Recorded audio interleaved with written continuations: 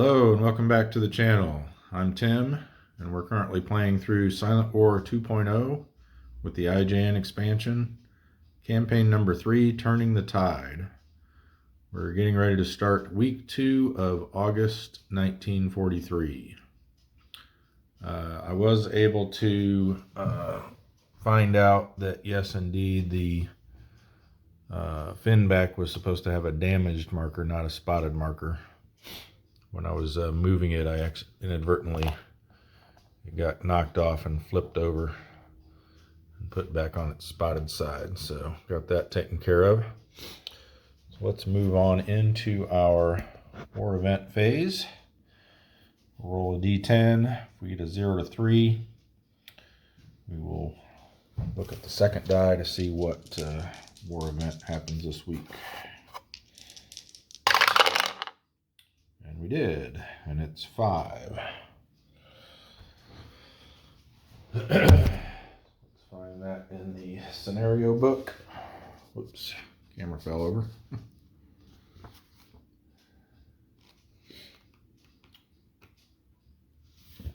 War period 3. It's event number 5. Special mission. Airstrike on Palau. Player must deploy 12 submarines to Palau.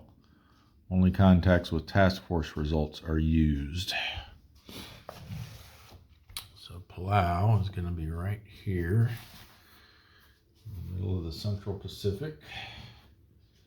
Let's find our SMZ marker. Excuse me. So we've got to try to get 12 subs into there. We can only count task force results. And I believe we use whichever it's either whichever op area they enter from, or maybe we have a choice when there's 2 like that.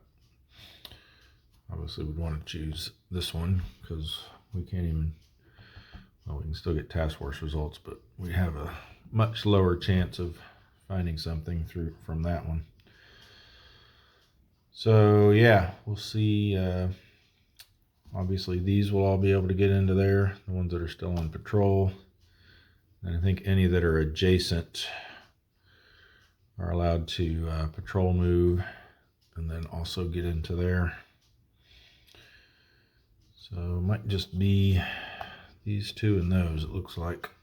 That's all we're going to be able to get there.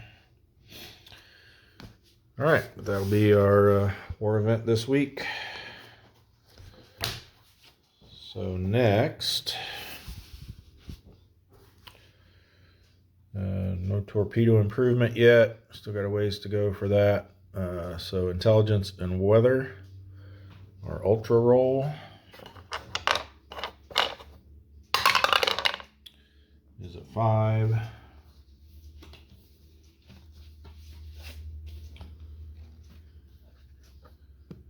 Five is going to be South China Sea 1 and East China Sea. So South China Sea 1, East China Sea.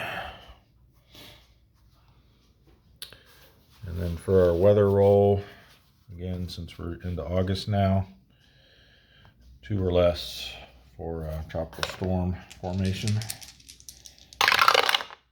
Nope. Maybe we'll get through this whole scenario without having any weather.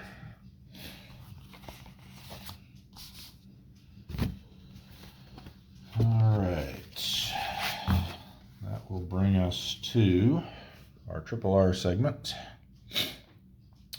So no reinforcements. We took care of those last week.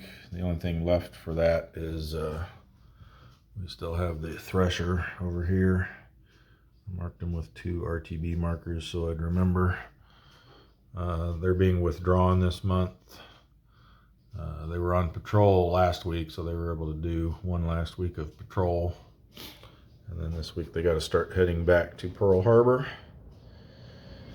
So let's move on to the ready submarines phase.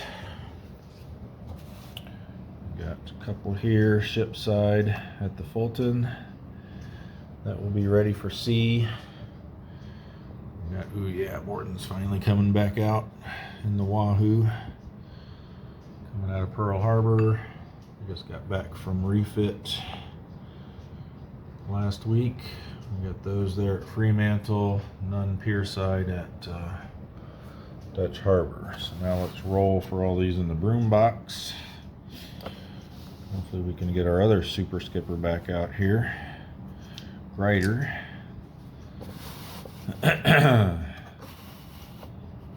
So let's start with the Fulton. Need a 4 or less for the Sculpin. Got it. Need a 4 or less for the Skipjack. Also got it. And a 5 or less for the Flying Fish. Did not get it. Alright, the who was that again? The Greenling. Needs a 5 or less. Yes, nice.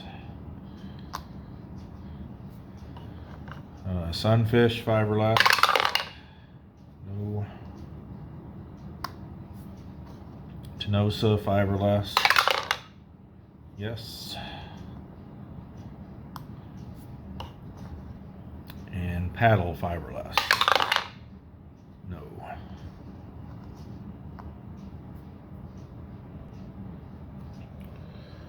All right, Pearl Harbor, we just have the one there, the S-47.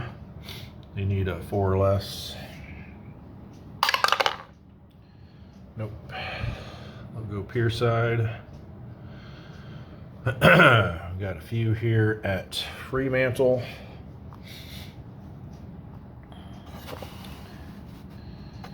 The Tarpon needs a 4 or less. Got it. The Seal needs a 4 or less. Got it. And the Sea Dragon needs a 4 or less. Got it. Nice.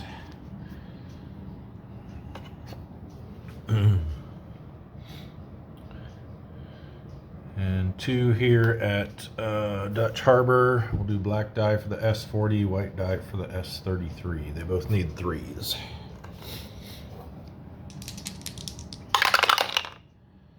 They both make it.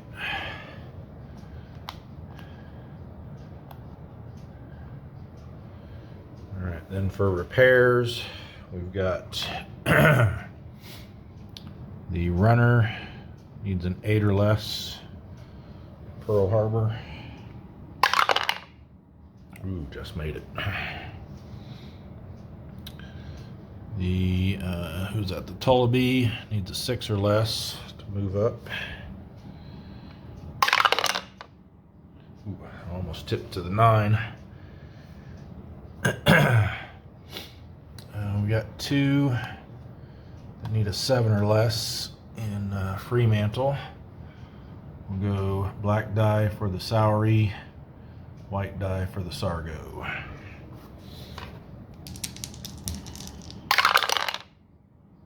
And black made it, white didn't. So the Sowery comes out another week at least for the Sargo. And then 2 in Dutch Harbor, black dye for the S-46, white dye for the S-42. They need 5s.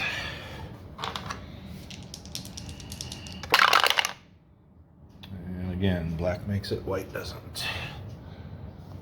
So S-46 comes out.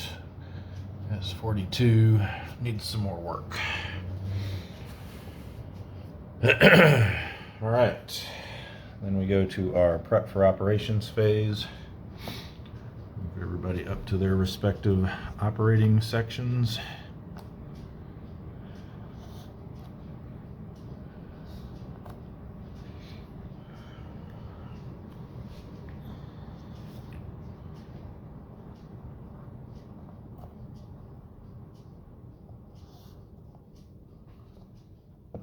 Down here,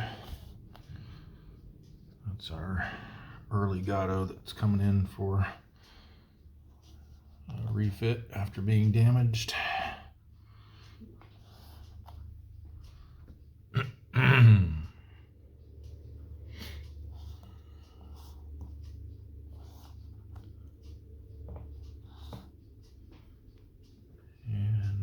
one more up here.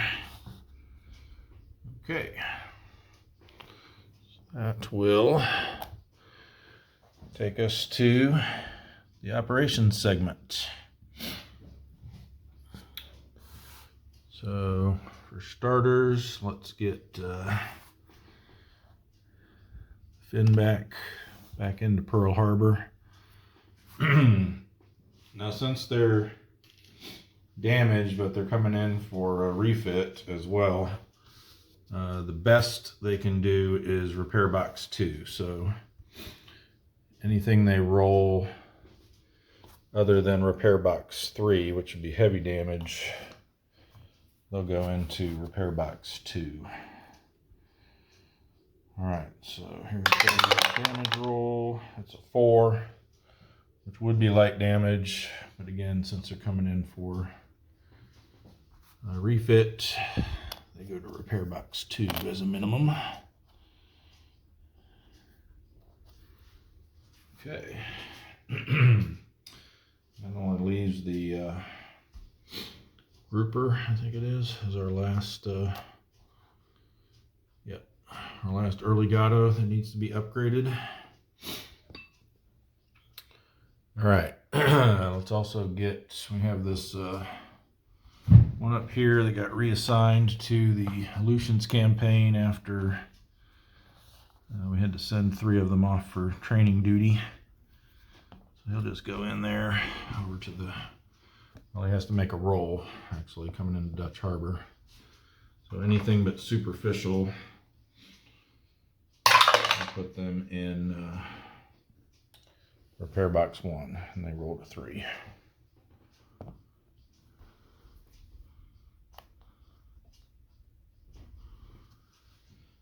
All right. We also have these here that attempted to pull into the Fulton last week, but their damage was too severe for them to handle.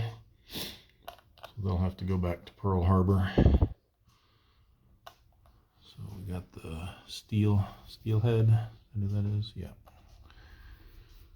No transit event checks needed here. So rolling for their damage. They also get a 3, so that's light damage. Repair box 1. Got that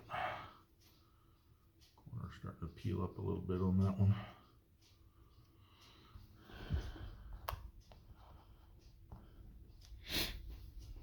All right, and then the same for the whale. See what his damage is. 5 is also going to be light damage.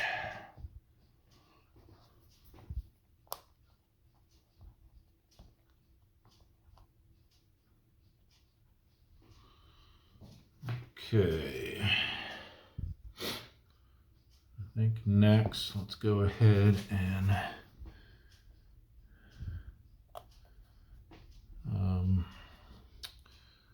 we've got the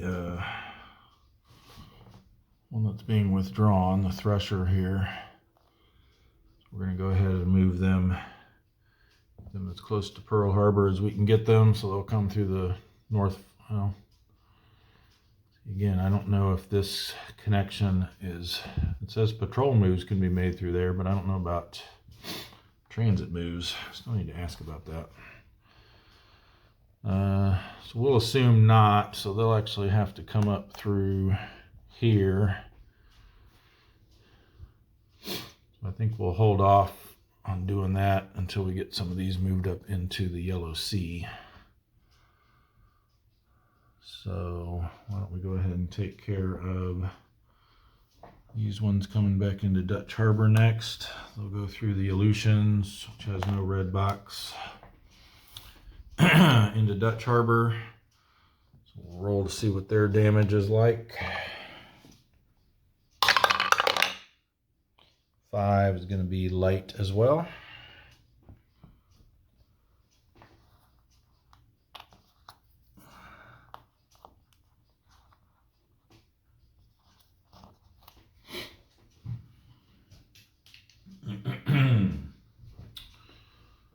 Alright. We've got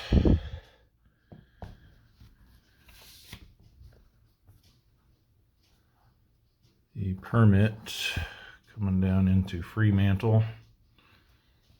No transit event check needed there. Roll for their damage. 3 is also light. Get pretty lucky on these damage rolls.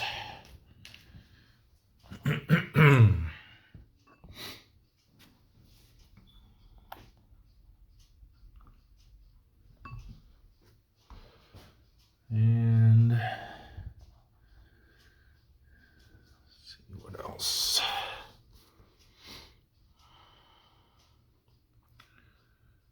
We got, oh right, these ones here as well that tried to get into the Sperry last week and couldn't because their damage was too severe. So they'll go through the Hawaiian Islands to get back to Pearl Harbor. So no transit event check for that either. Just move them both over there. Roll for their damage.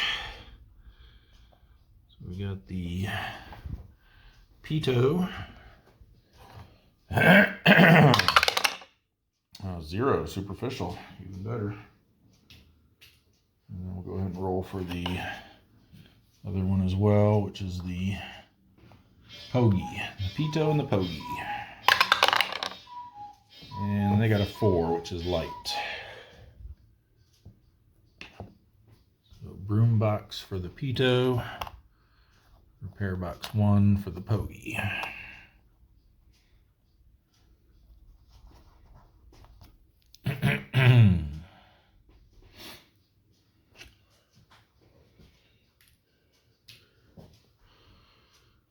Okay, I think that just leaves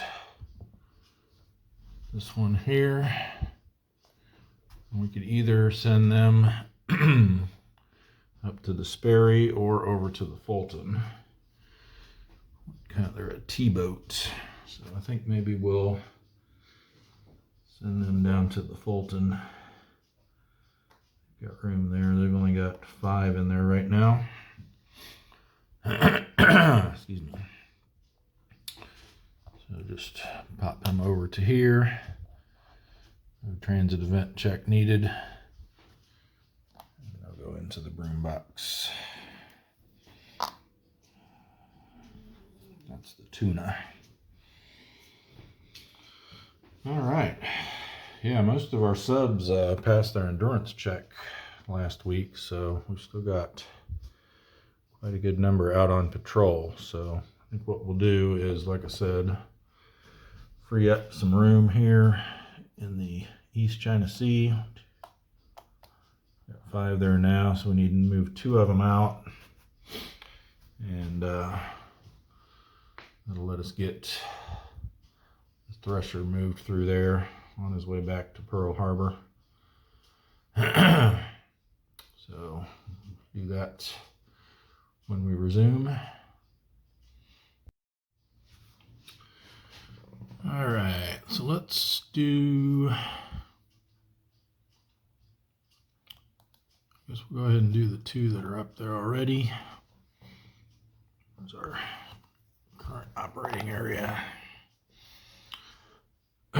So the excuse me, the albacore search and contact roll.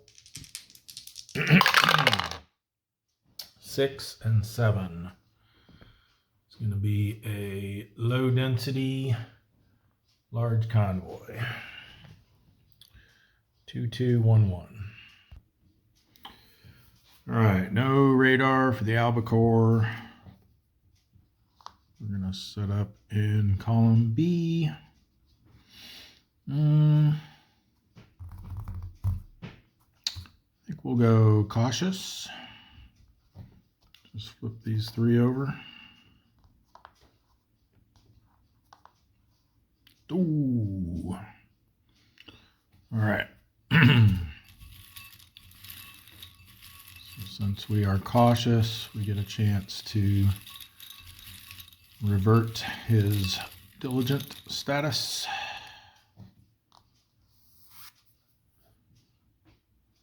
It's going to be the Onami with an ASW of 5. So we need to roll higher than that.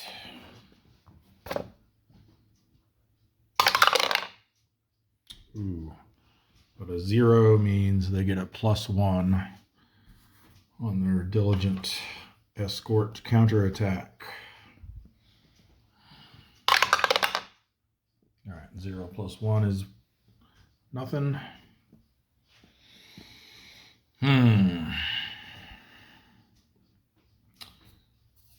Make this difficult though.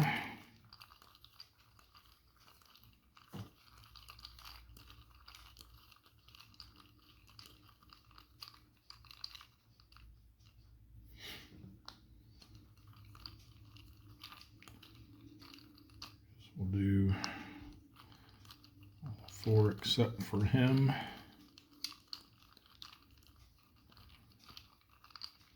He's at 7 defense and 5 ASW. He's going to be pretty much untouchable.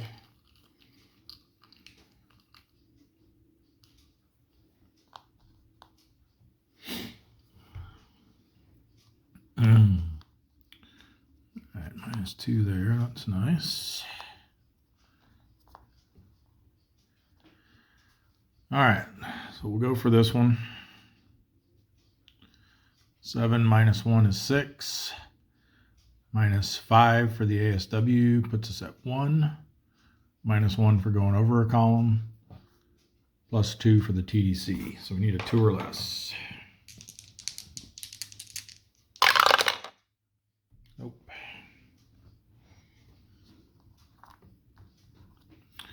Not even gonna say it. Counterattack is 5 + 1 red box for 6, 3 for the war period, makes 9.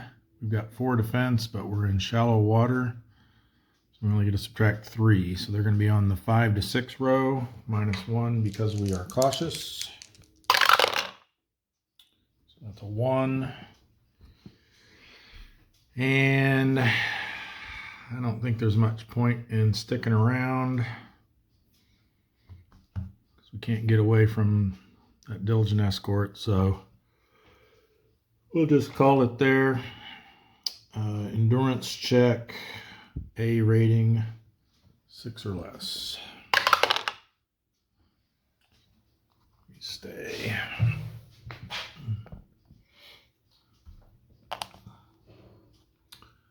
All right, next is the snapper.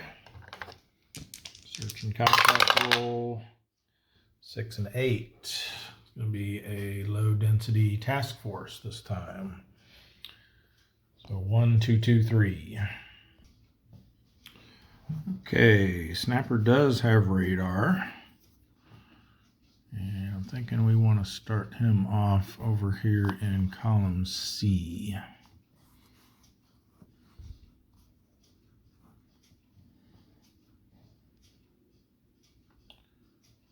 Better angle here. There we go. All right. Why don't we start off standard? Let's go for these 2. Combat event.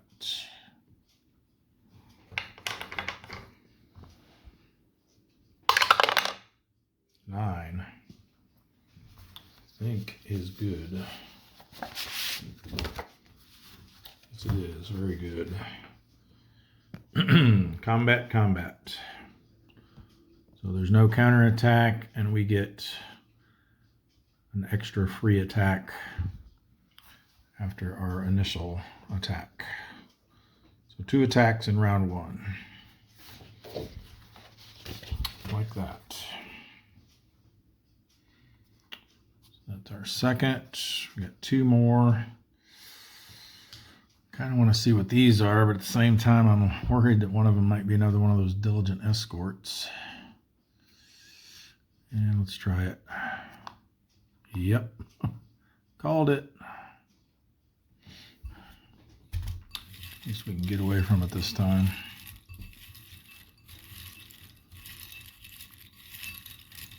No reverting it since we're standard posture. The Wakasuki. Also going to be a 5.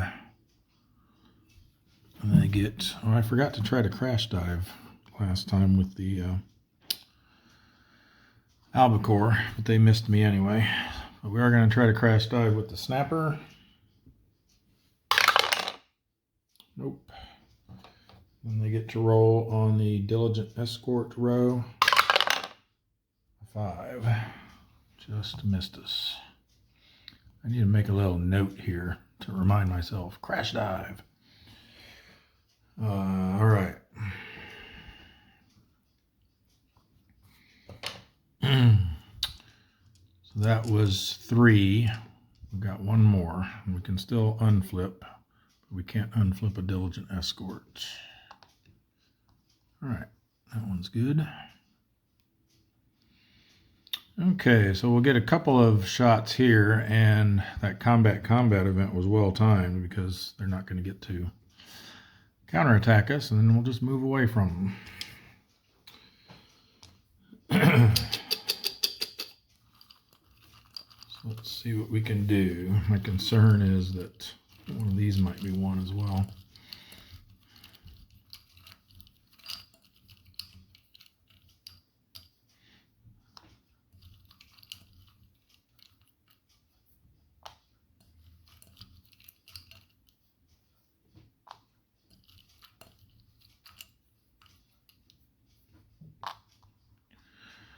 All right, let's see what we have. -2 is good.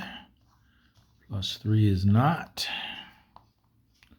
0's not that great. And then a -3. I think I'd rather go for the -2 of something that I know what it is versus not knowing what that might be. Could very well be a destroyer. So let's see, we got 5 -2 is 3. We lose 1 for going over a column. We lose 5 for the ASW, so that puts us at -3. So actually we don't even have a shot there, unfortunately. So this one we might, but it depends on what we flip over. So we assume he's a 1. So 5 - 1 is 4. -1 for going over a column. -5 ASW puts us at -2. Add 3 back in. So we can hit it on a 1 or less unless he's got more defense. Yep, that's what I figured.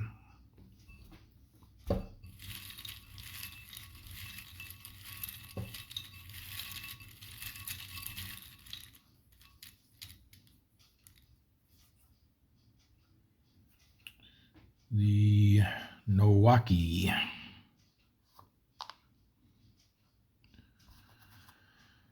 And since we attempted a shot at an unrevealed target, which then ended up being not able to be hit, normally we would still get counterattacked, but because of our combat event, we aren't.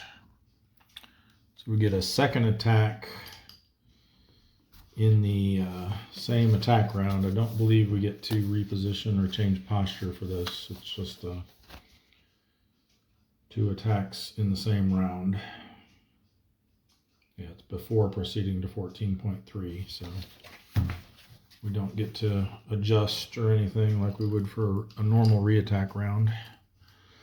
So this is our second attack in the first round.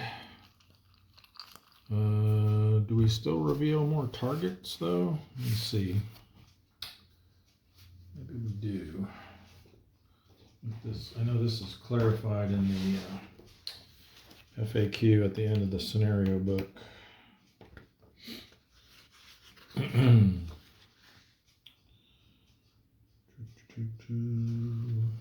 There it is. This event replaces step 2 counterattack with an additional combat. You reveal all targets that you are required to reveal normally and conduct your attack. Then instead of getting counterattacked, you conduct another attack round revealing more ships, placing new TDCs. But no -1 modifier unless it's during the reattack. Going wild, yeah, so, anywhere but in the vicinity of the nice calm ocean where you are. Okay, so I don't know. Since we're basically conducting another attack round, does that mean we would get to change position and or switch posture?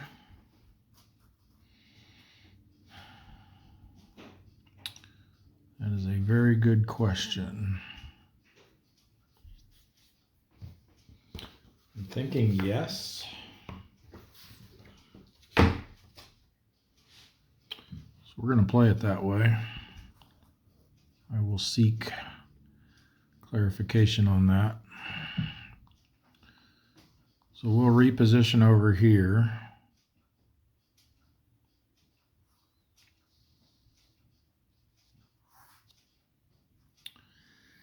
I don't know though, because you're not getting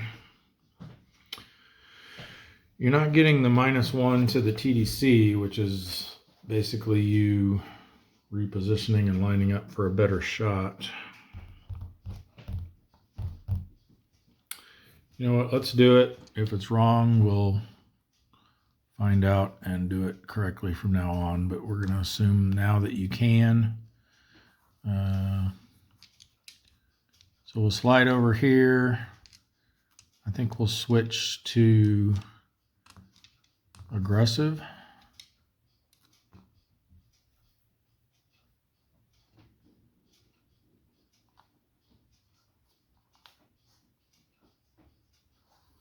Another combat event. So I think since we're technically still in the first attack round, this would be ignored. So we'll put that away, and then we've got a battleship. And we're in the Yellow Sea, one of those areas where we can find any battleship. It doesn't look like it is. We'll have to see which one we get to see if we're actually allowed to encounter it there. There won't be another one to reveal in its place anyway, so it's either we can find it or we just don't find one at all. Oh, it is a 68,000 ton, the Musashi. So by the normal Japanese battleship doctrine rules, we are allowed to find these anywhere. However, there are some additional restrictions for IJN, which I have included here on this new player aid that I created. So Yamato class battleships, which the Musashi is one of them. In 43, they can be encountered in the East China Sea, the South China Sea, the North Philippine Sea, the Marianas, and the Carolines. So we are not allowed to find them here. So they just go away.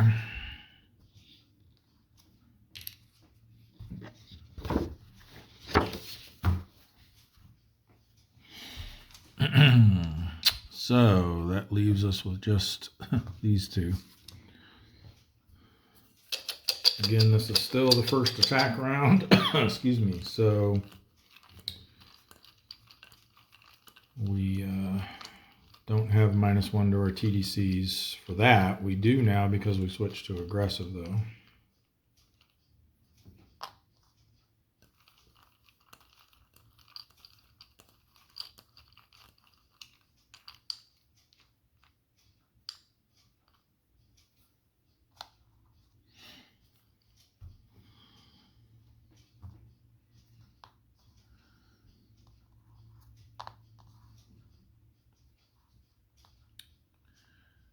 And I'd assume, since this is still the first attack round, we could take advantage of the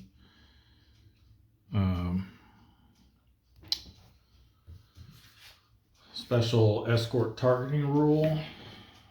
However, since there is a revealed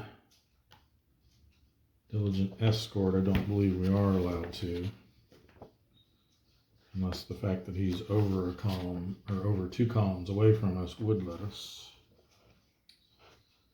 Yeah, it doesn't stipulate, it just says it cannot be utilized if a diligent escort has been revealed. Of course, normally it's only in the first attack round, so they would be adjacent to you. So, again, that's one of those kind of weird situations that can crop up from this combat event that isn't really covered. But I'm going to assume we cannot, since there's a diligent escort revealed.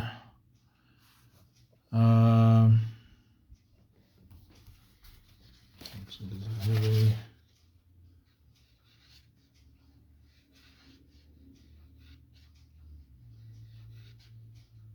Doesn't have any bearing on the combat event either.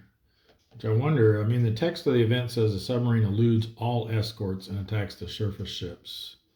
So I wonder if you reveal a diligent escort while that's active, if they actually wouldn't get to attack you, since supposedly you've eluded all the escorts.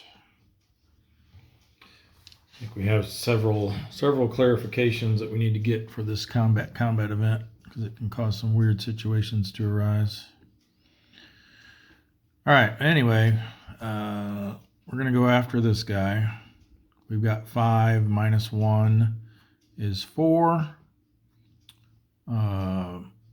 Minus 1 for going over a column. Minus 2 for the ASW puts us at 1. This is now a -2 TDC because we're aggressive, so that becomes a 3. And with our DRM, we can hit it on a 4 or less. And we missed it anyway. So that was the end of the first attack round, in which there was no counterattack. So now we go to re-attack. We could again reposition. Definitely we could reposition here, whether or not we were allowed to the first time or not. And since we missed, it didn't really have any impact, even if we weren't supposed to be able to. So now, whether we could have or not, we are now repositioning over to here. And we now do get the -1 for re-attack round and another -1 for staying aggressive. So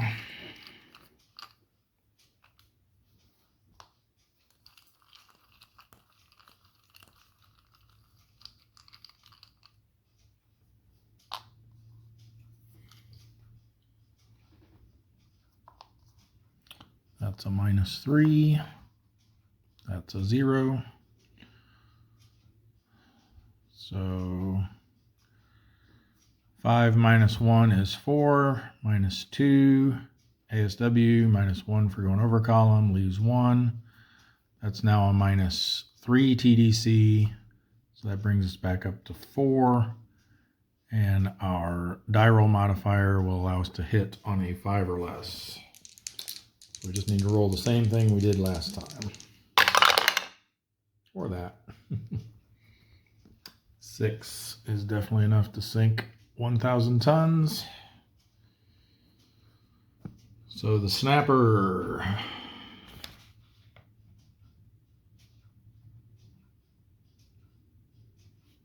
gets a 1,000 ton merchant.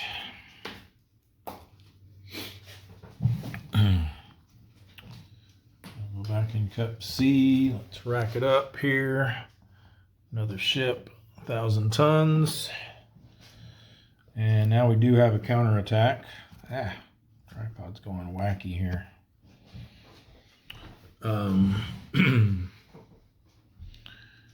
They've got 2 plus 1 for the op area plus another 3 makes 6.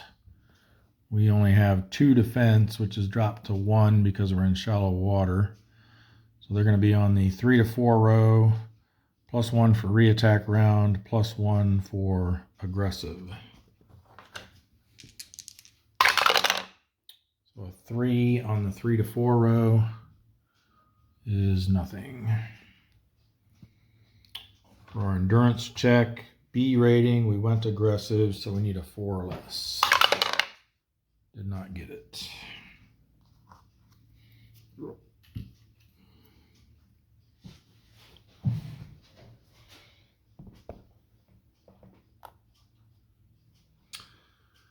All right, now we'll move the blow in. Spotted has no bearing on transit events in War Period 3.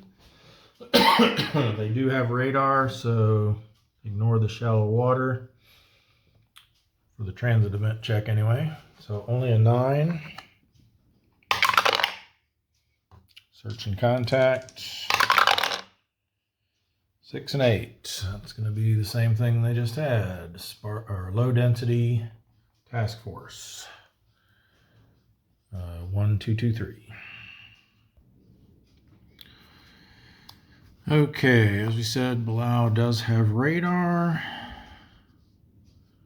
And I think we're going to try over here in column C again.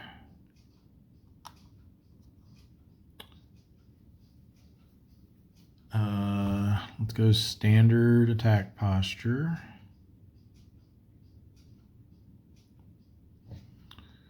Let's see what's over here. Okay, good. Let's see what this one is. Good. And let's see what this one is. Not good. So we'll unflip that.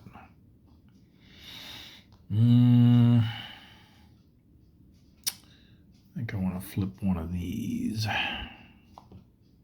Nope, we didn't.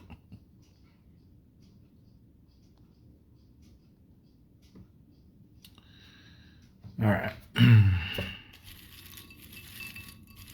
So we just need to replace that destroyer.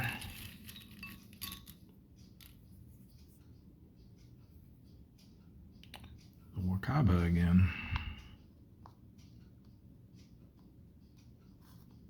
I swear I'm mixing those around. All right, TDC markers. Whoa, oh, that focus is really bad. Tried to adjust the tripod legs here a little bit, but I think I made it worse. Trying to get a good angle, but one where it won't tip over.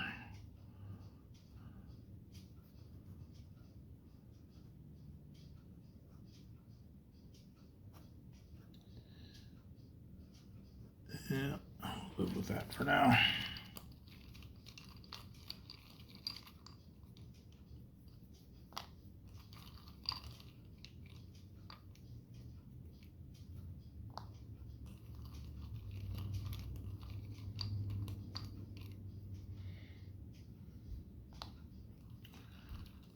And I guess we'll target this one.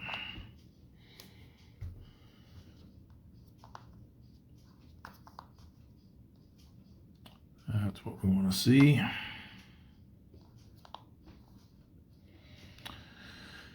All right, so you can see our stats now.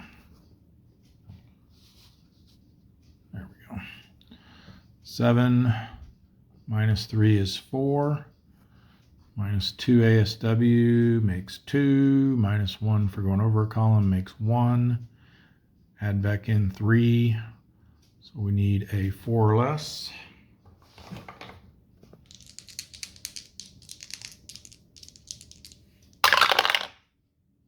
Okay, we got it. 2-9. So the Bilal.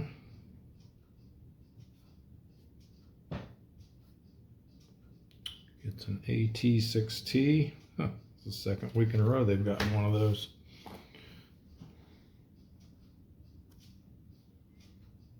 It's in Cup B. One more ship. Another 6,000 tons. This is at 4, and this goes up to 80. So we're at 325 and 1,384,000 tons.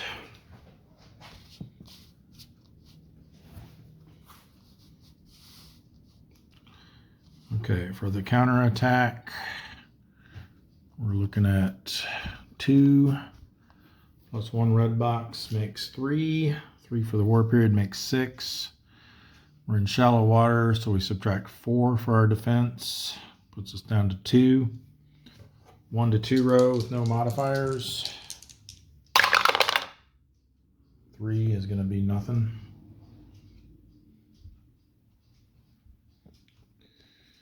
And then for the re-attack,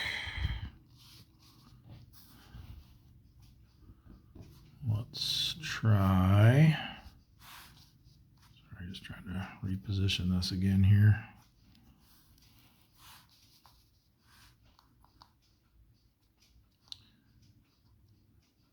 It might be too low of an angle. I'll play with it some more. I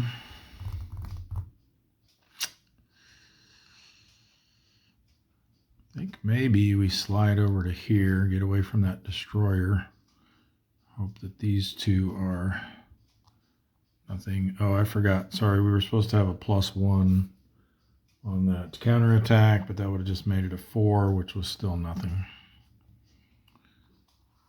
So let's slide over to here. And I think we switch to aggressive.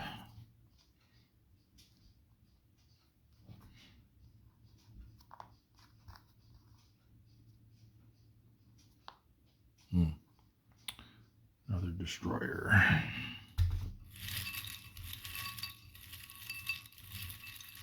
That 7,000 ton merchant would be nice.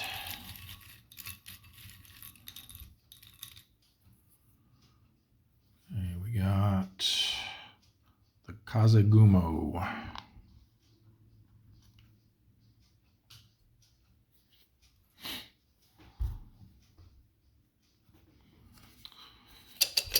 So 4 more TDCs.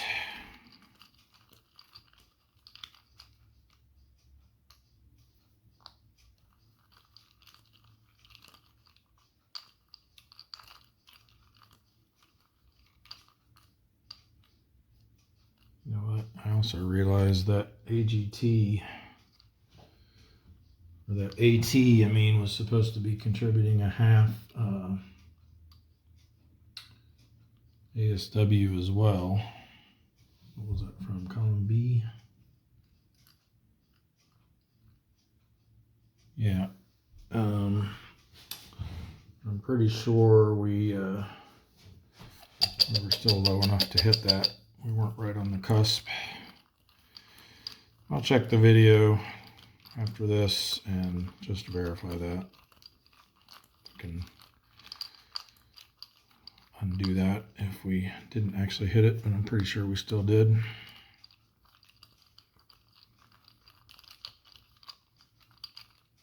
Counterattack was still right, because, well, assuming we did hit it. But even with another, that would have put us up to the 3 to 4 row. It still would have been nothing. All right, but on to what we're dealing with now.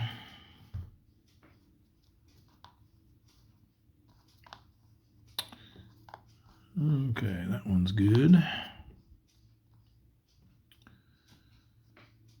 So this will end up being a -1.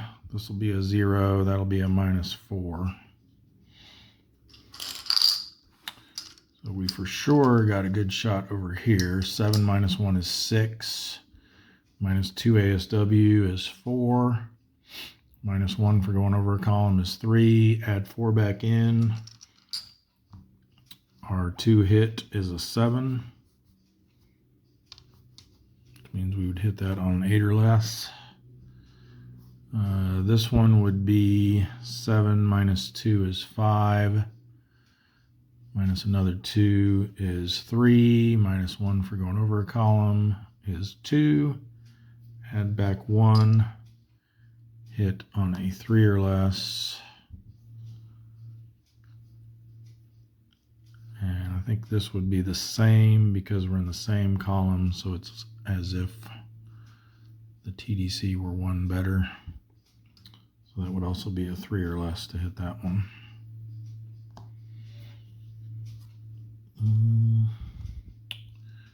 We tried to do some kind of split shot. We could go, I'd still want to send most of it here, I think.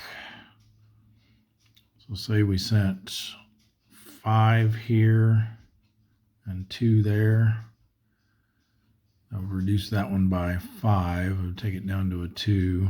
And I'll reduce that one by 2 and take it down to a 1. Don't really like that. I think we'll just go after the easy shot here. Needing an 8 or less. Ooh, just made it. And a 4 is enough to sink 2,000 tons. So we got another 2,000 ton merchant for the Belau.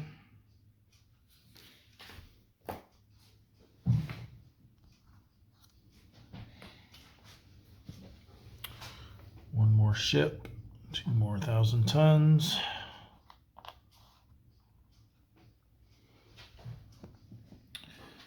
And a counterattack of 2 plus 1 is 3, plus another 3 is 6.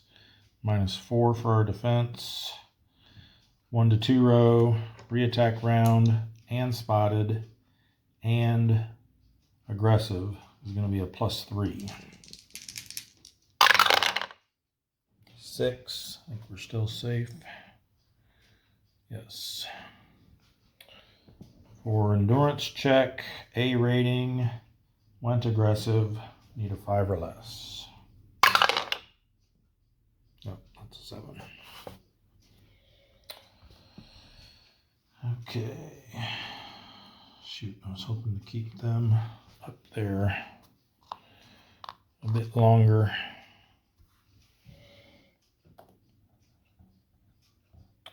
All right, that brings us down to 4 in the yellow sea, so we're going to need to send 1 more before we can bring the thresher back through there. I did get confirmation that yes, this is only patrol moves allowed through there, no transit movement. Okay, let's do the what we got here. Let's get one of these Gattos up there. Let's send the guardfish.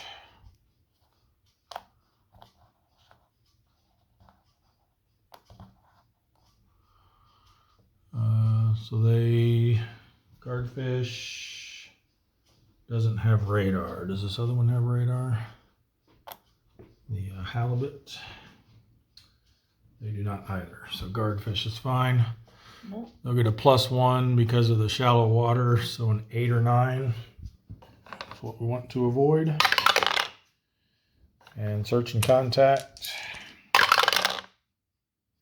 2-1. Is that good enough? It is. Sparse small convoy. So 2 and 1. All right, while I was away, I did get confirmation on a few things. First of all, when the Belau was attacking the AT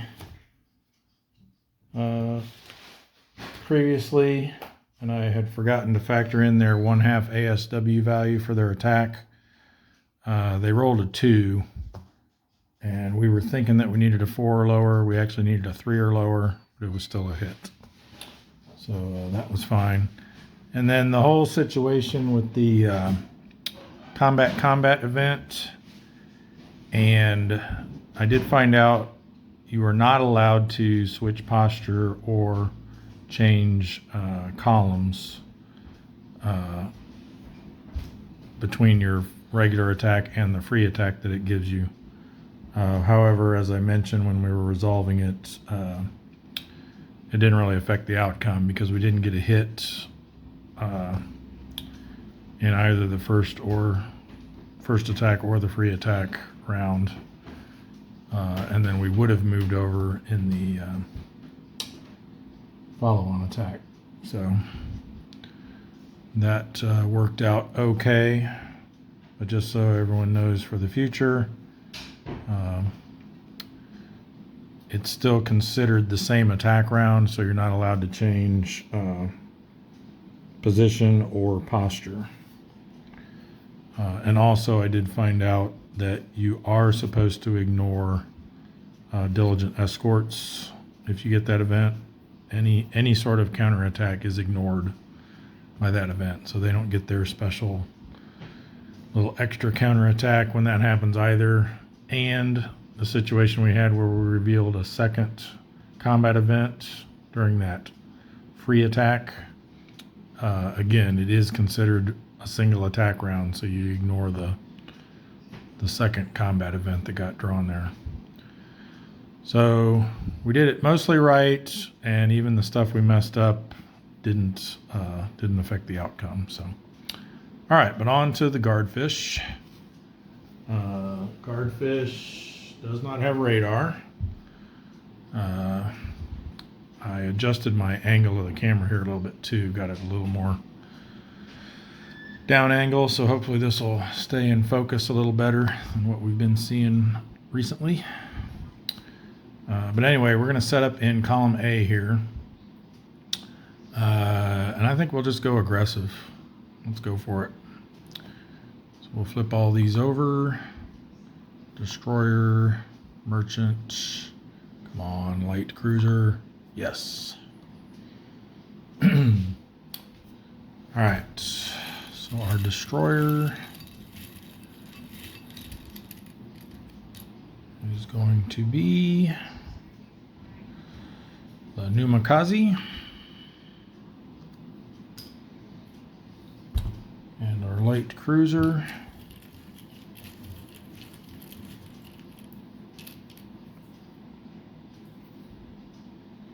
is the Abukuma.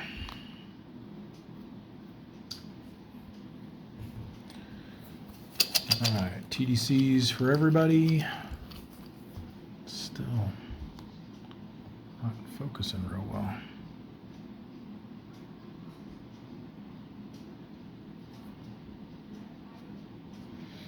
Oh well. Hopefully it's good enough for you guys to see what's happening.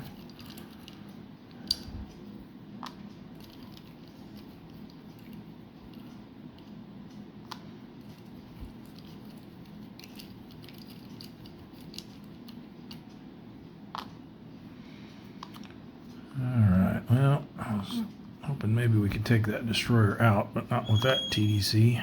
Wow, these are all terrible. Okay, we are aggressive, so they're -1 to each. So this is a 0, that's a +1. So if we go after the merchant here, we're looking at 7 - 2 is 5. We lose 1 for the ASW. Same column, so no reduction there. And then nothing from the TDC. So our 2 hit value would be 4. And we'd hit on a 5 or less with our DRM. If we went after the cruiser, we're looking at 7 - 4 is 3, -1 for the ASW, -1 for going over a column, leaves 1, and then -1 for the TDC, which leaves us at 0. So we'd need to roll, well, we'd need to roll a 1 or a 0 with our DRM to hit that. So I think we'll just go after the merchant. Hopefully we can get him down, then we can slide over here to get a better shot at the cruiser in the re-attack round. So So we need a, what did I say? I forgot already. Was it a 5 or less? 7 minus 2 minus 1 is 4. Yeah, so 5 or less to hit. And we hit it, but we didn't do any damage to it.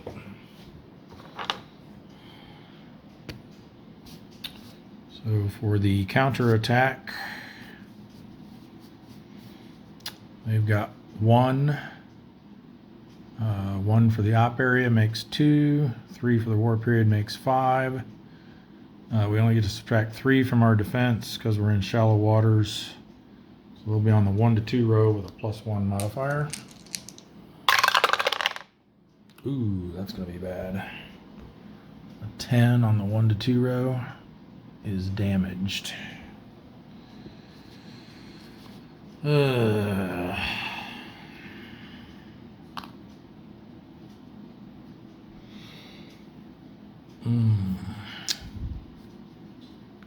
these 1/2 ASW ships keep getting these lucky rolls on me.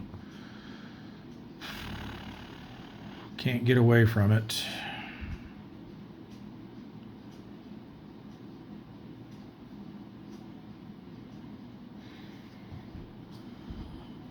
You know what? Let's do this anyway. Might be foolhardy, but nothing ventured, nothing gained, right? All right, we'll stay aggressive.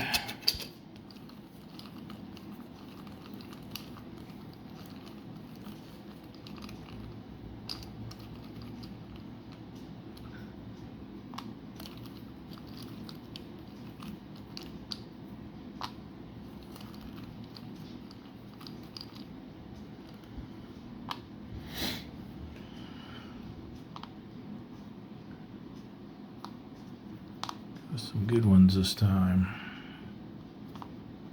There we go. So that will become a -3.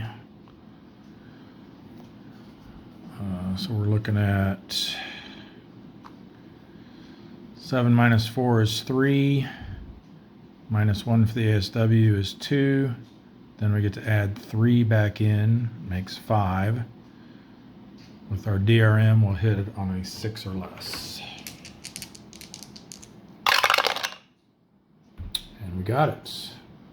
And a 6 for a 5,000 ton will sink it. The guardfish.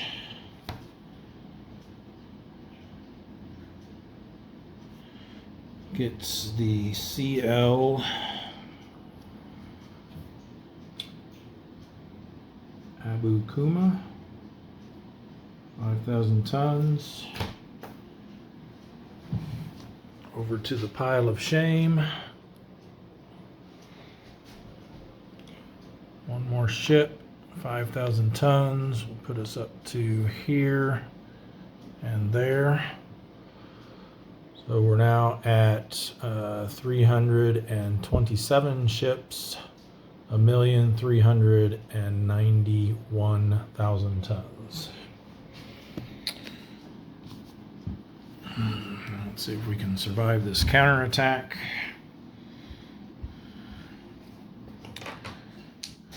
It's still going to be the 1 to 2 row.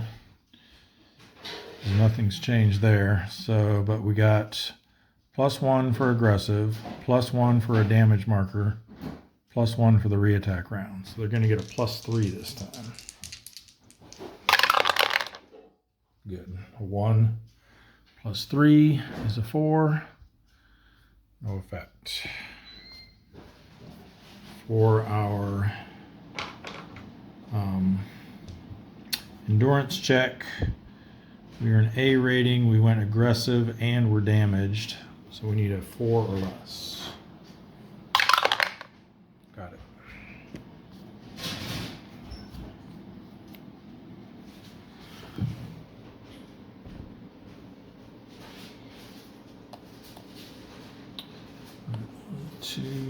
That's 4 subs there in the LSC now.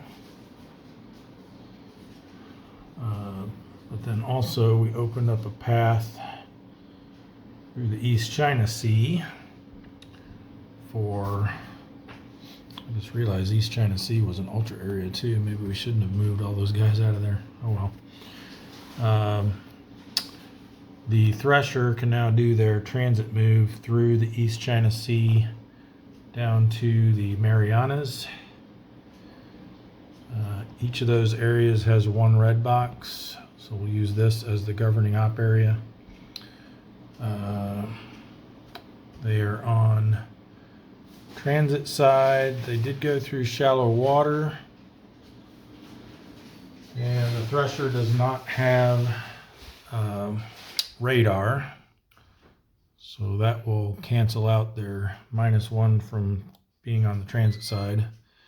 And they will have to roll, but only a 9 will cause a potential issue. They didn't get it.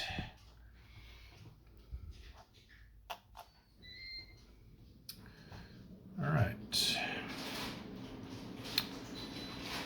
So with that, I think we will start working on these ultra areas here. Oh, I almost forgot. We got this special mission zone too. We got to get 12 subs in there. Why don't we start working on that next? Before we do that, I just realized there's a transit side sub down here.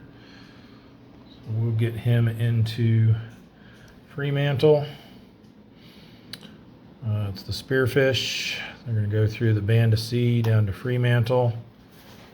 Spearfish does have radar, so the shallow water won't affect them, and they won't have to roll for a transit event check. So they can go into the room box over there.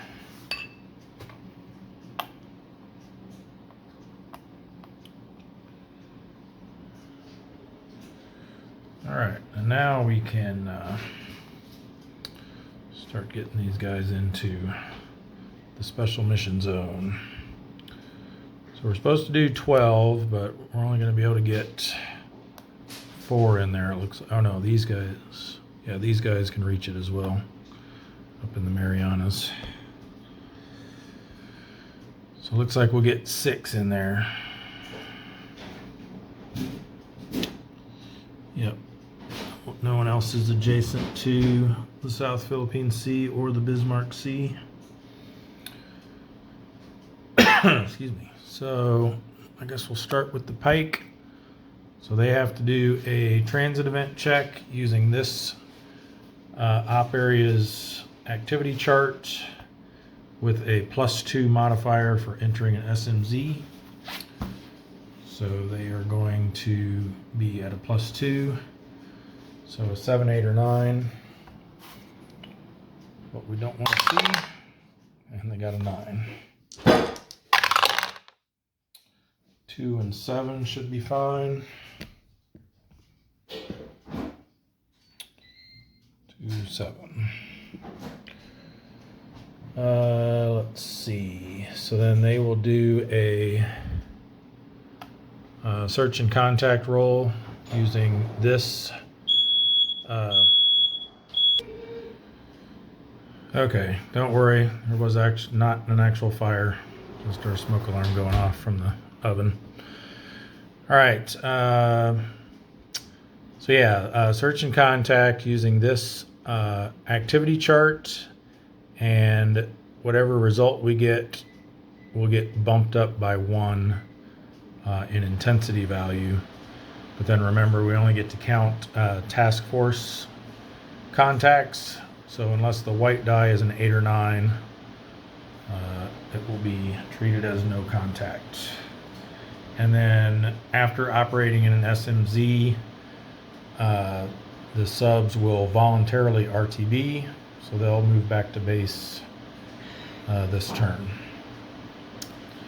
All right, so the Pike, search and contact.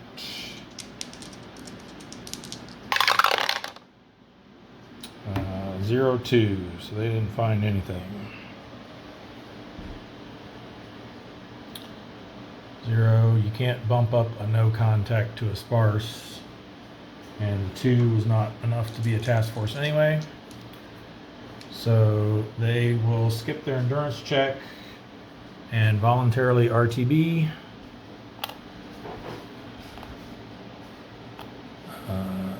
They're leaving from the South Philippine Sea, so they'll just go back to Fremantle. Boom, boom. And the Pike does have radar, so no need to roll for a transit event check. And they go to the broom box. Oops. All right, next we will move in the Sturgeon. So again, +2 for their transit event check into the SMZ. Nothing. Search and contact. Well, they got the task force roll, but they got a 0 for the first one. And then normally that would be a loner contact. But again, we can only use task force results. So they will voluntarily RTB.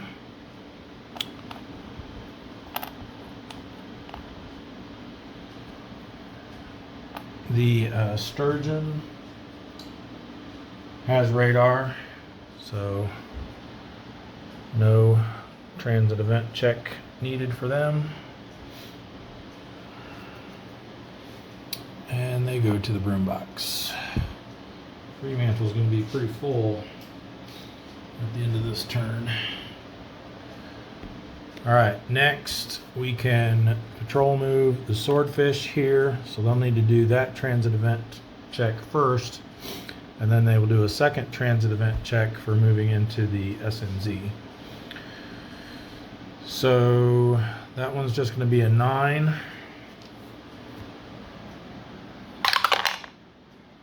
And then their second one with a +2 is also nothing. Search and contact. 2-0. They found nothing. So they actually moved into there, and now they will voluntarily RTB. Swordfish. Swordfish also has radar. So to the broom box at Fremantle with them.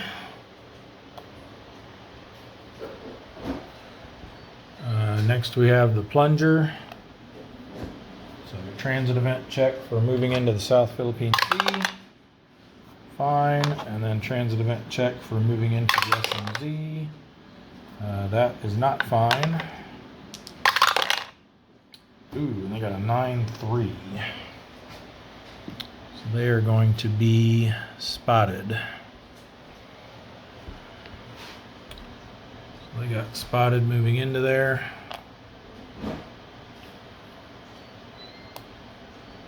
Now we will do their search and contact, looking for a task force. Ooh, we got it. 9, which is already high density, so we can't get any, we can't bump that up a level. And then 8 is going to be a task force. So we're at 1, 2, 2, and 4. All right, the Plunger does not have radar, and they are a 3 tactical rating.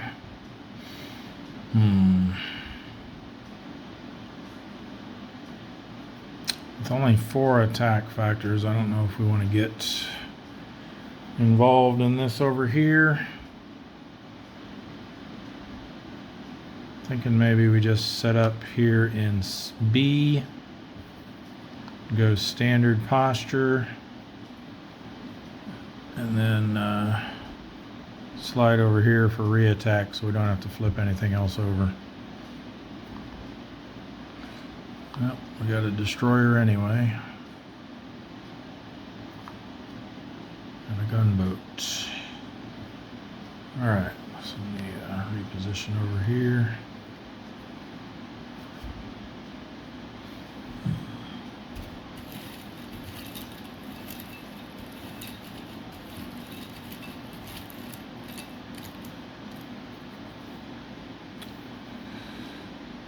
have the Oite.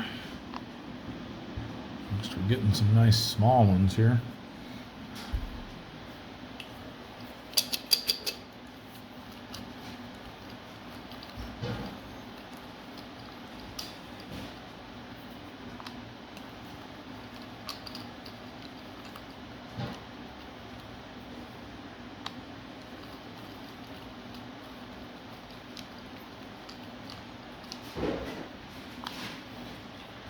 Okay, give us something good.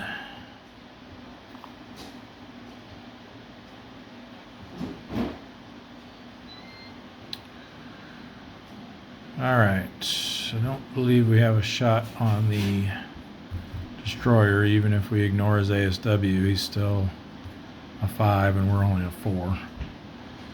So here we got 4 minus 2 is 2, minus 1 for the ASW, add 1 back in for the TDC, and we can hit that on a 2 or less.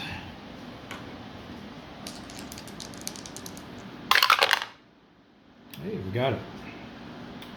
3 is just enough to sink it. Thank you, improved torpedoes. Oops.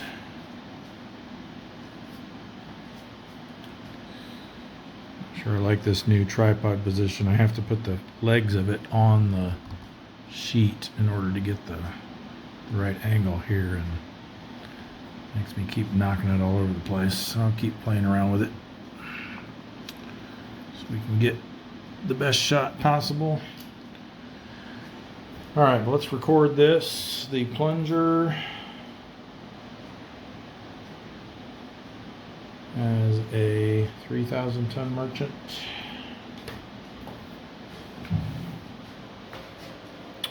So another ship and 3,000 tons.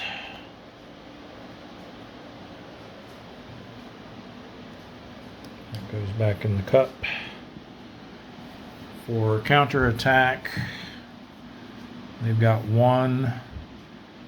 There is 1 red box in the op area that we came from. So that makes 2. 3 for the war period makes 5. 2 defense brings them down to the 3 to 4 row. And we are spotted, so they get a +1.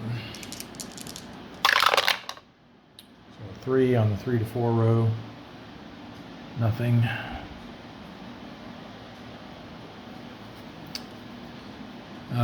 For the re-attack, we're going to slide over. Don't have to reveal anything else. Let's go ahead and go aggressive.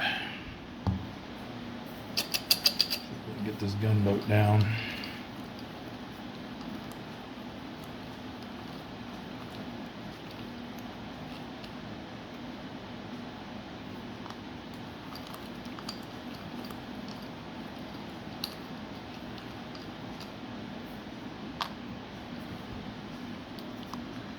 Ooh, don't like that. Maybe the destroyer. That's a -4. Probably not still. Because he's 6 plus his ASW makes 7.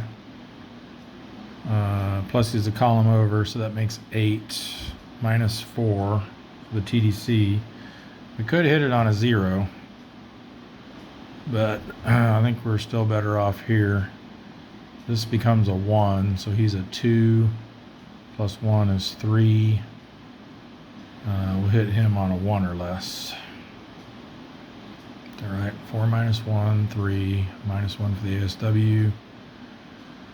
-1 for the TDC. So yeah, 1. Well, the 2 hit number's a 1. We'll actually hit it on a 2 or less. We got the last time, so let's see if we can do it again. Well, we did, but no damage. All right, re-attack this time is going to be the same, so the 3 to 4 row, but then they get an additional +2 because it's a re-attack round and regressive. So those two plus are spotted, means they get a +3. Ooh, 7 plus 3 is going to damage us at least. It's a 10. That is damaged RTB, and if the first die roll or the second die roll is between 7 and 9, we're sunk. It was a 9. Well, that hurt. So the plunger goes down.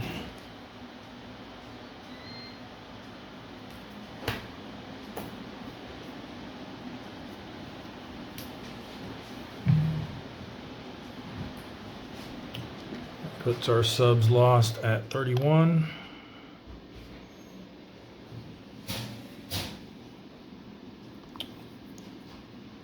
And we'll go on to the next one.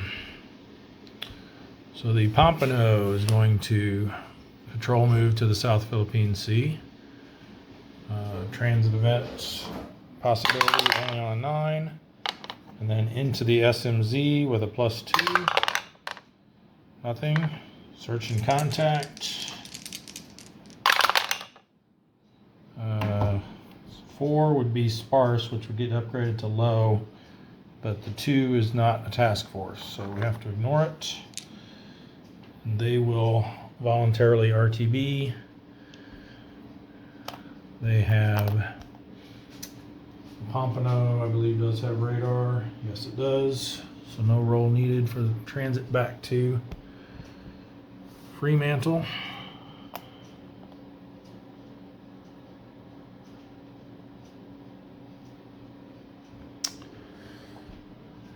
And then the last one that we can get into there is the Silver Sides. So they will do a transit check for moving into the South Philippine Sea. Safe.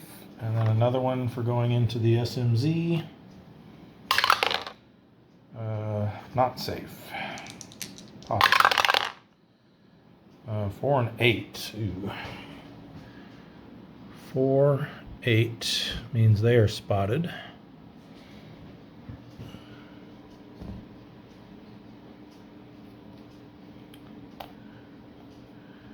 And then a search and contact roll for them.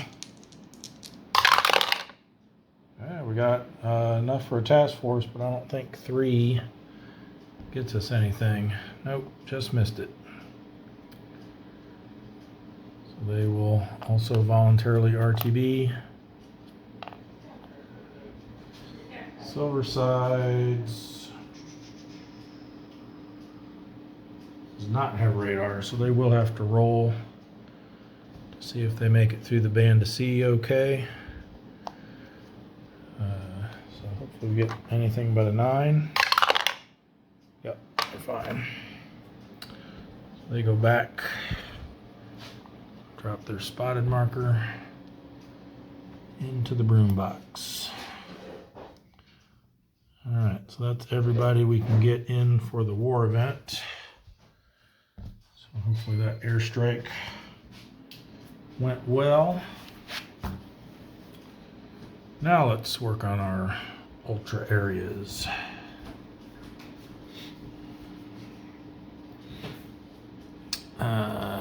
So we'll start here with the grouper. We'll do a search and contact roll with a +1 modifier. 1 and 9. So I think that's going to be a loner. It is. White box for the first roll, red box for the second roll, means a loner contact. So let's get this cleaned up. And they will get a single target from Cup C.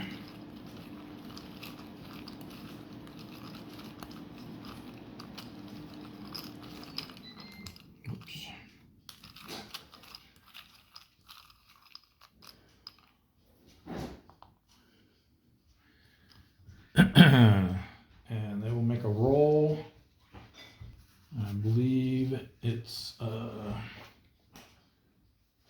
against their tactical rating.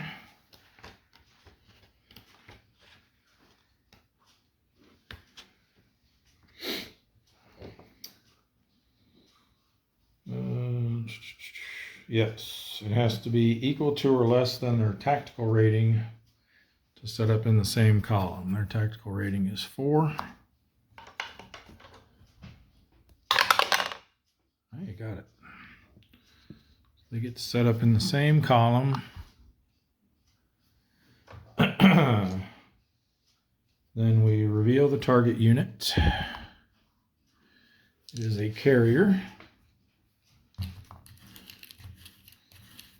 One of those lone carriers. We had a couple of those quite a while back. Maybe in the first or second month of the scenario. And it is the Zuikaku.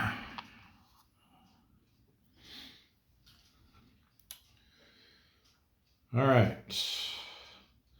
So because it's a warship, we do not get to engage it with surface gunnery. So we'll just do our normal torpedo attack. We'll go aggressive.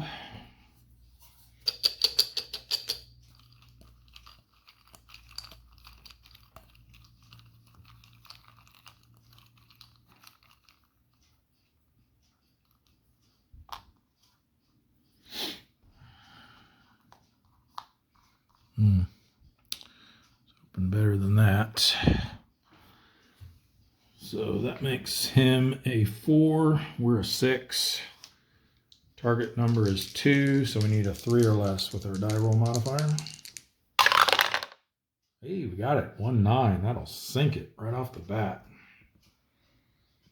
I don't care what tonnage it is, a 9's going to sink it. 26 to 35. Boom. The Zuikaku goes to the bottom. That's the grouper. The CV Zuikaku. Make sure I spelled that right. Yep. They go to the pile of shame. I think that's 3 carriers now that we've sunk. They're down to only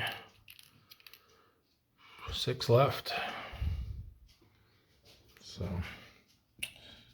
pretty well there. All right, and then we get an endurance check with a -1 modifier because we encountered a loner. We were aggressive though, so those basically cancel out. So we need a 6 or less. Oh, didn't get it.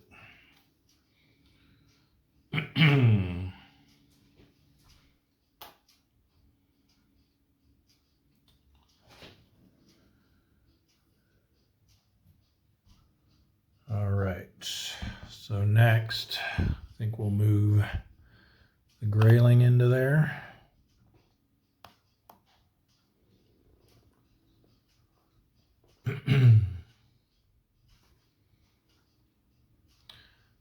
So he'll do a transit event check.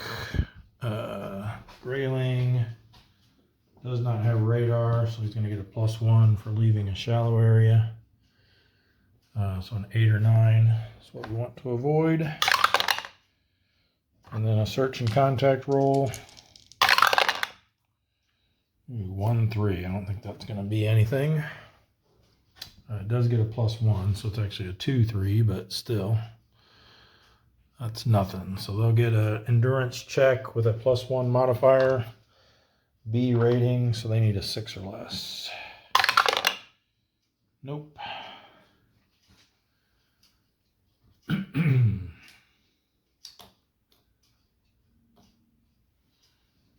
All right, then we'll try the GAR.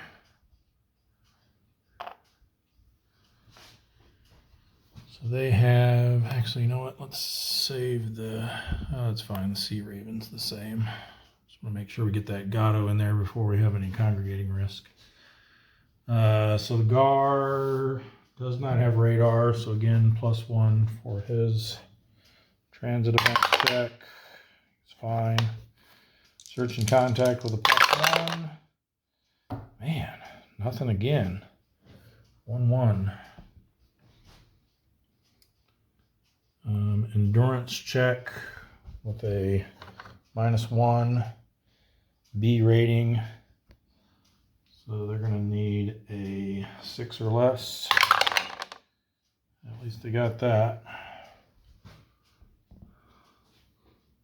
Move him under these transit side ones. All right, let's get the Pompon in there. Pompon does have radar, so no modifier for his transit event check. Passes, and then search and contact with a +1. 4-7. I think that's finally going to be something. A sparse 7's large convoy. So 1-2-1-1. And sorry, I just remembered ultra area, so it's actually going to be 2-3-2-2. All right, column B has one that zigged away. Pompon for tactical rating with radar. So I think, we try column C. Let's go standard attack posture. See what this is. Okay. Let's take a look over here. Ooh.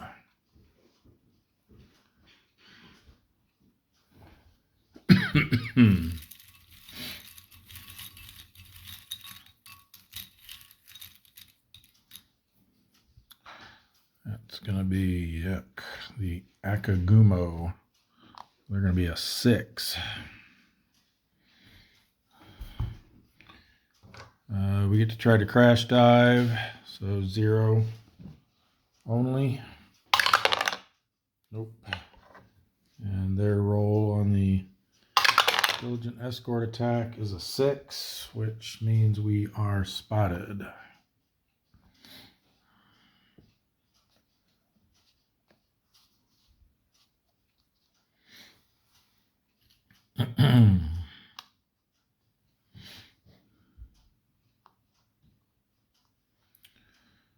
All right, let's try this one.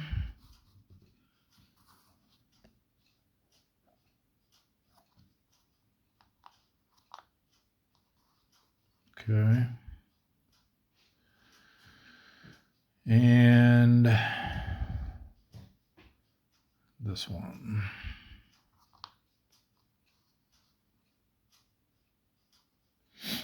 All right.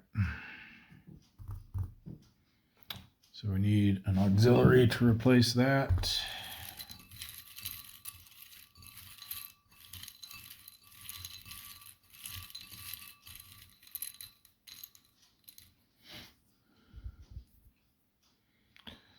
The Goyo Maru.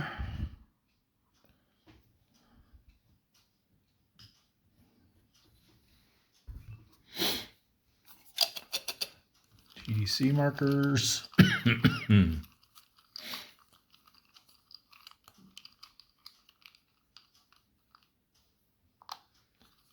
go here. You know what? Let's put it on this one. This one. This one.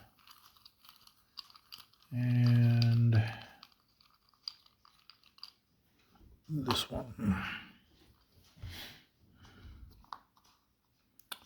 0 - 1 + 2 - 1.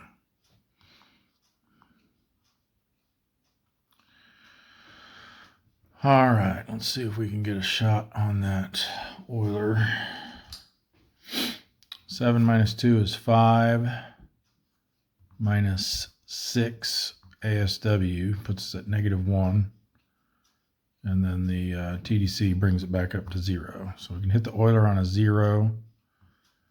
If we go after this one, we're looking at 7 minus 1 is 6, -6 for the ASW, 0, -1 for going over a row, -1, -1 TDC brings it back to 0. So we might as well go after the Euler.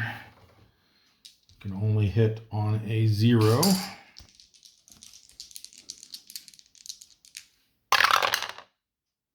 Nope. Quite the opposite.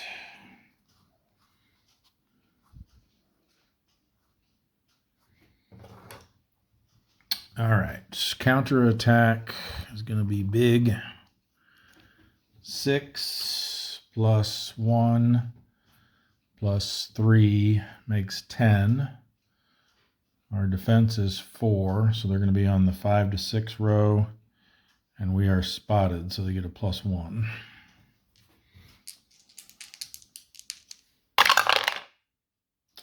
It's not going to be good.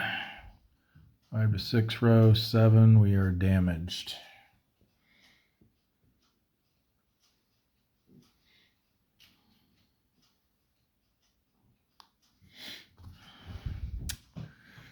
All right, for re-attack, we can get away from that diligent escort, so let's go ahead and give it a try. We'll slide over here. We're going to go cautious, so we only flip over 3. First 2 have to be these. And again, I don't think we can unflip that because we just have to reflip it anyway. Oh, come on. And I guess we try this one. Okay. We need 2 destroyers and an auxiliary.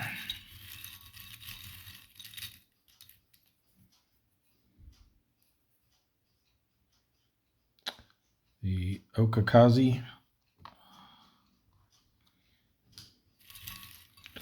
Need another half here.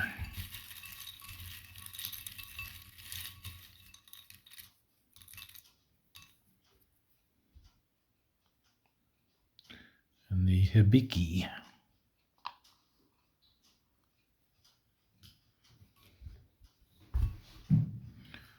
Our auxiliary will be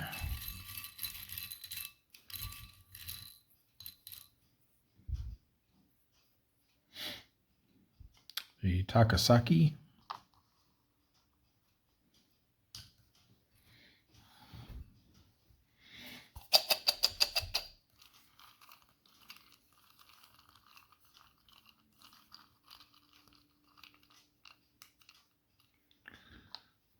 On that one, and then our other 3 non-destroyer ships.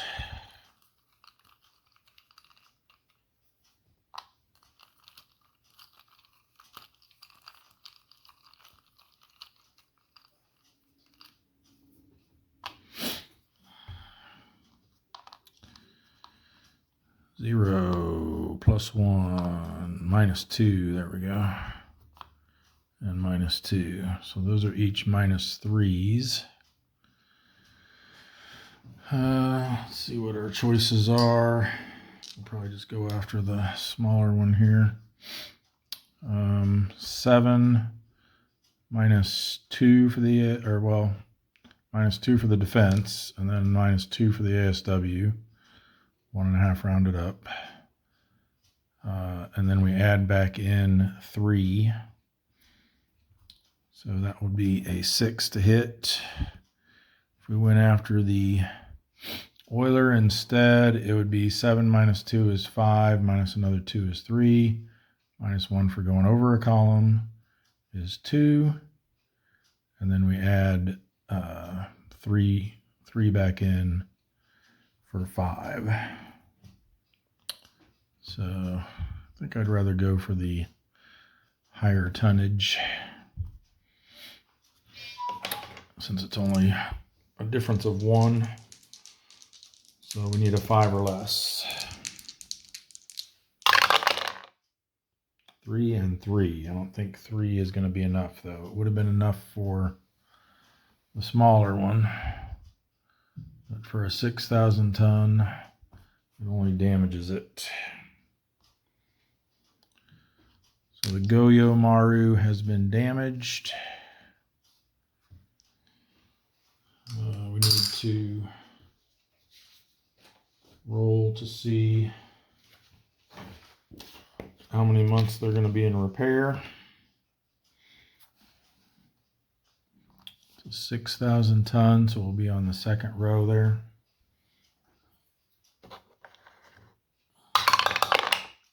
Ooh, an 8. They're going to be in repair for a while. 6 months.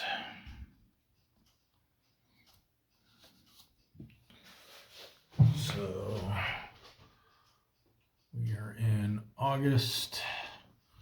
So 1, 2, 3, 4, 5, 6. They will come back in March, along with that's when all these well, there's a carrier that comes in then, and all these DEs come in then as well.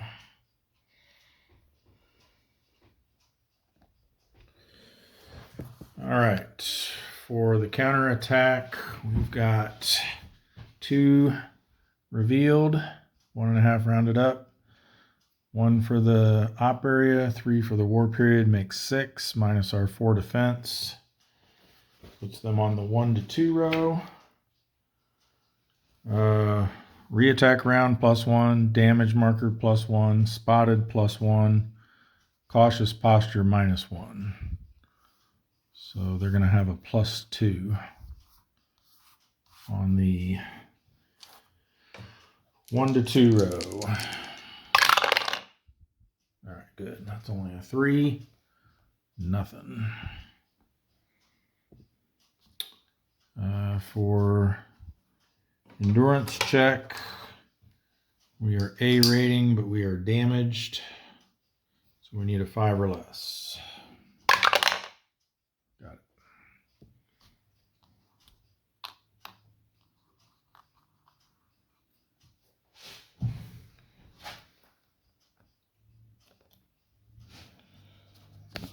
So they will go back to the done area here. Put them on the bottom since they're patrol side.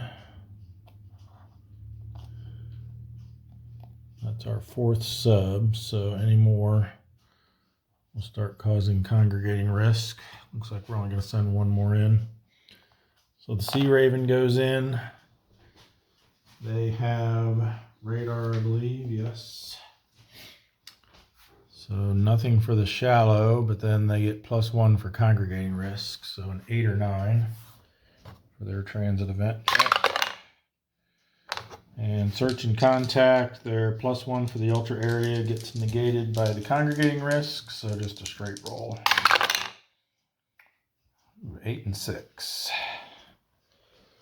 That's going to be moderate density, large convoy. And an extra ship in each column will be 3, 4, 2, 2. Okay, too close and bad angle.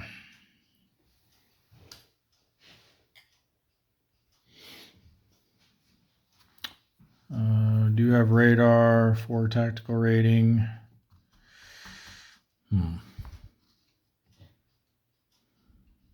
think we're going to try column C.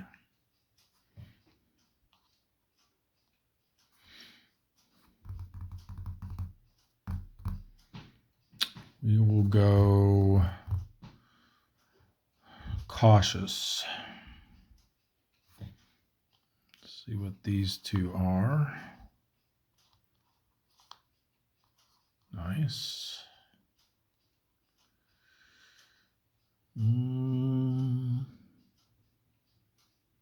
Let's try this one.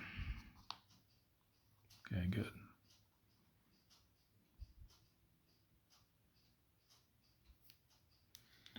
All right, so we need an auxiliary.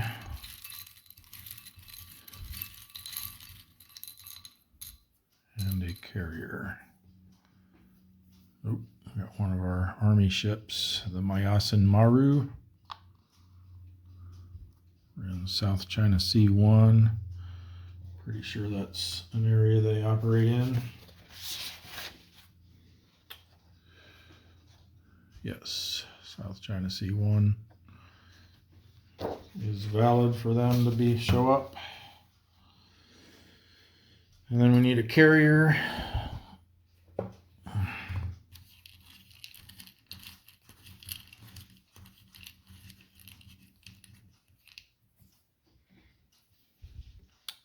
It's the Hosho.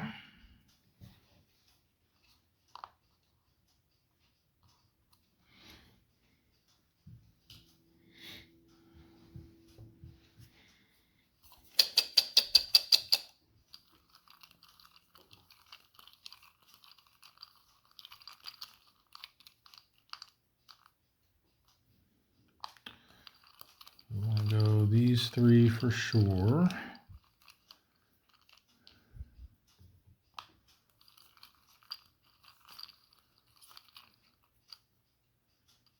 I think for our fourth, we'll go over here.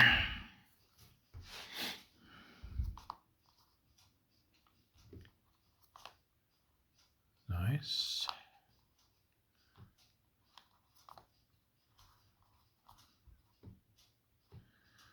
All right, looks like this one, which will be a good one to get rid of because then they won't have any counterattack.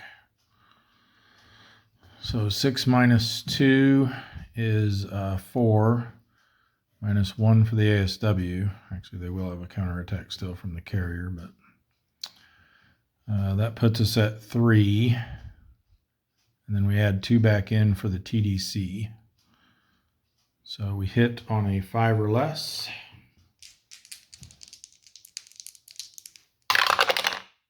Nope.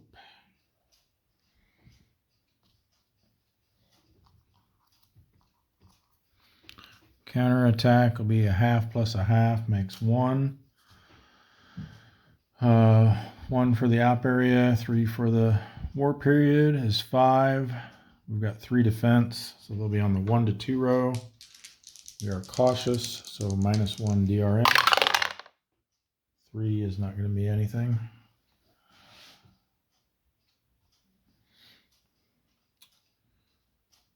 For the re-attack, we're going to slide over to column D.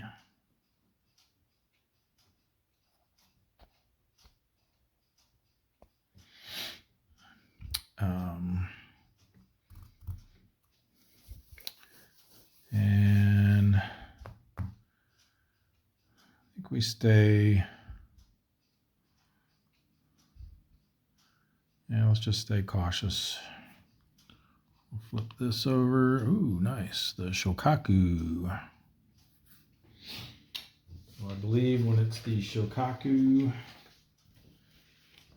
we randomly choose whether it's the Shokaku or the Zuikaku. But we sank the Zuikaku, so it is the Shokaku.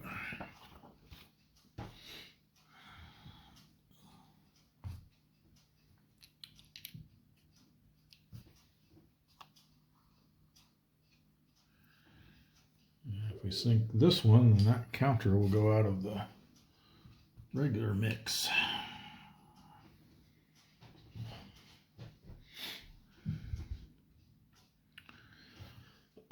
Excuse me.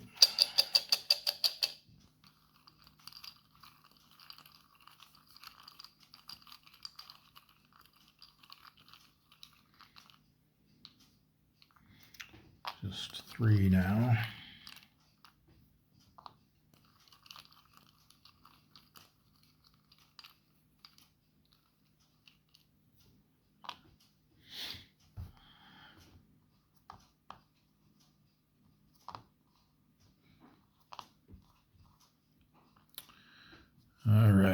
so see what we can do here. If we go after the Shokaku, we're looking at 6 minus 5 is 1. Minus 1 for the ASW makes 0. And then that's a -2 TDC now because we're in the re-attack round. So that would be a 2 or less to hit the Shokaku. For the Hosho, it would be 6 minus 3 is 3, minus 1 for the ASW, minus 1 for going over a row or a column. That's a -3 now. So that adds 3 back in. So we would hit them on a 4 or less. So I think even though that higher tonnage would be nice, I think we go after the Hosho. So we need a 4 or less. Nope. And now they're up to 1.5 for the counterattack. So that'll round up to 2, 1 for the op area, 3 for the war period, makes 6. We have 3 defense. Moves them up to the 3 to 4 row, and our -1 for cautious is now negated by the +1 for the re-attack round. So straight roll here. 3 is going to be nothing.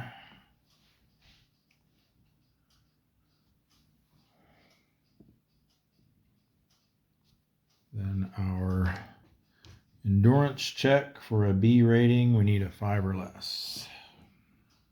Got it.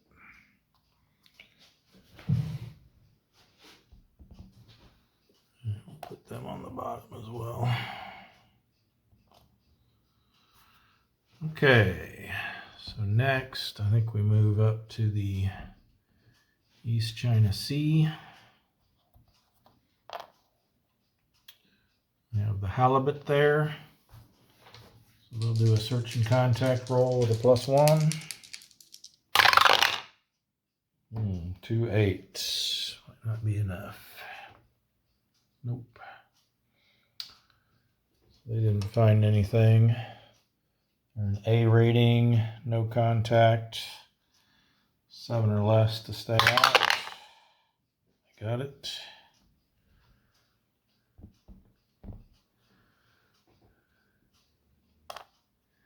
The Sea Wolf, search and contact with a +1. Ooh, 10-1. That's going to be high density small convoy. With an extra ship in each column will be 4-3-3. We're drawing a lot of these no solution markers here lately. Too close. And zigged away. Seawolf does have radar. Let's try column B, I guess. And I think we go cautious.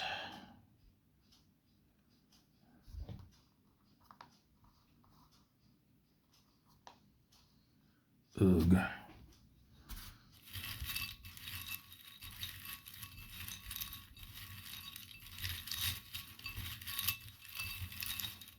We'll roll first to see if they lose their diligent status. If they don't, then we'll attempt a crash dive.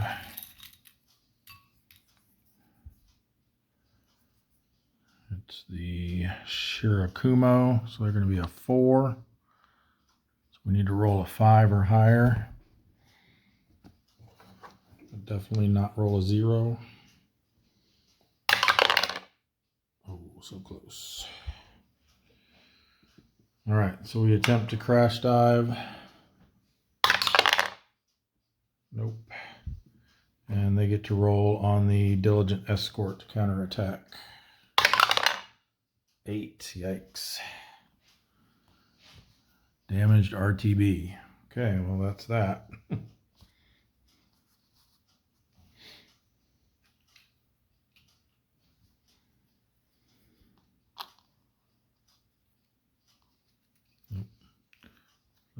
transit side.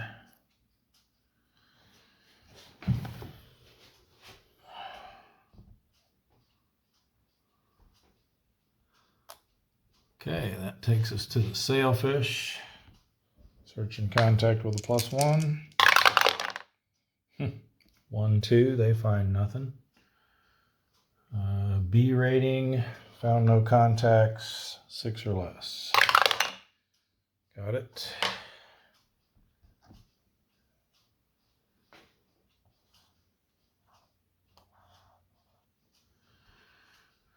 All right. I don't think we want to move any down from the Sea of Japan since it's so costly to get in and out of there. I think we will move these ones in the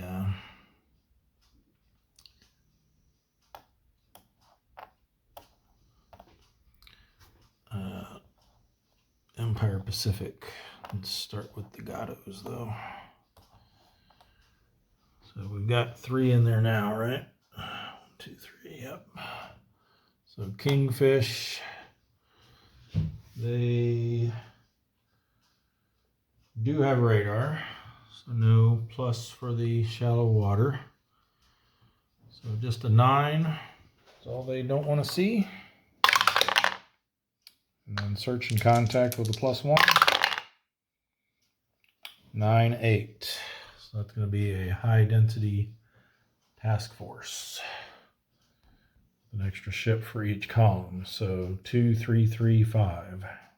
All right. Well, this looks really tempting over here, but we've been burned by that quite a number of times too. So I'm thinking we want to just go right for column D over here. See what kind of damage we can do. Kingfish does have radar, like I said, so unflip something if we can. I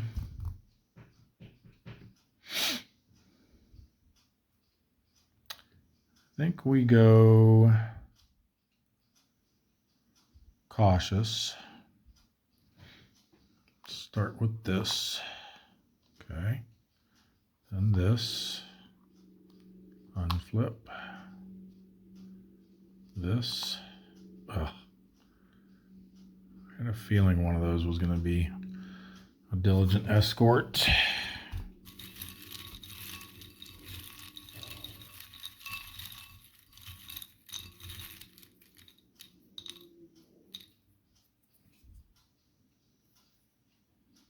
It's a strong one too. Wakasuki, so they're going to be a 5. So we need to roll higher than a 5 to make them non-diligent. Oh, come on. And we can attempt to crash dive. 0. Nope. And when they get their diligent escort attack, 5, which I think is just barely misses us. Yep. All right. We've got to flip one more. Let's try this one, I guess. Battleship Yamato. Let's see what we do for that one.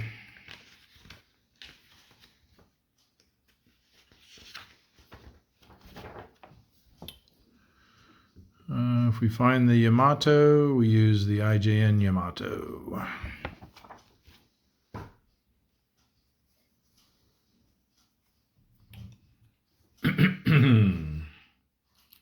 Now we got to hope we're able to find them in the East China Sea.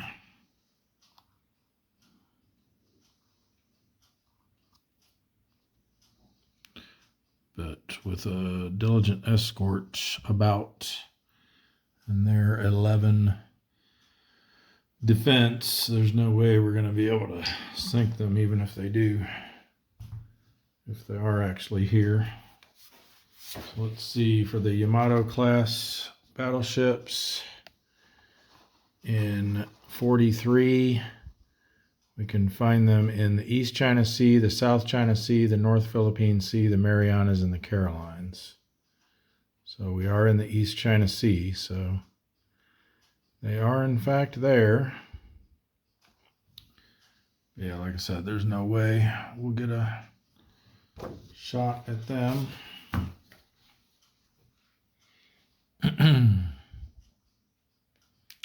Looks like a case of one attempt here at that merchant, and then we're going to need to scoot.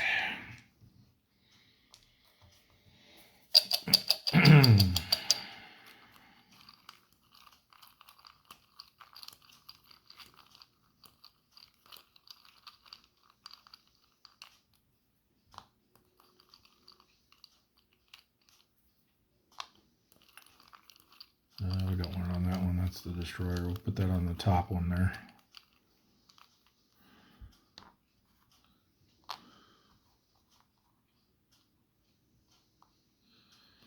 And then one more. Guess we'll go here. Okay, that's good.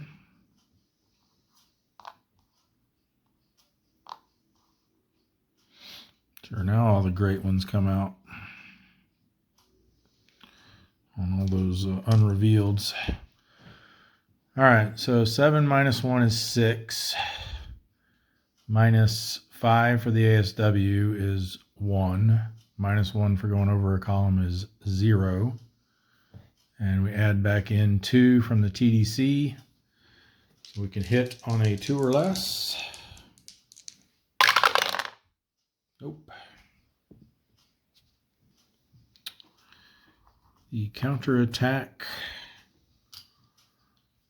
will be 5 plus 1 for the op area plus 3 for the war period makes 9. We're in shallow waters, so we only subtract 3 for our defense. I think I might have forgot to do that last time. Well, that one just got hit by the... Maybe I haven't forgotten. Sailfish, I think, didn't find anything right. The halibut did, but didn't get anything from it, I think. And then we got chased off by the diligent escort the last time, so maybe we're okay. All right, so we were at 9, and I only get to subtract 3 from my defense, which puts us at 6. So we'll be on the 5 to 6 row with a minus 1 for us being cautious. 2. Nothing. All right, yeah, we don't want to... We can't get away from that diligent escort, so I don't think it's worth sticking around. So our A rating means we'll need a 6 or less to stay out. Nope.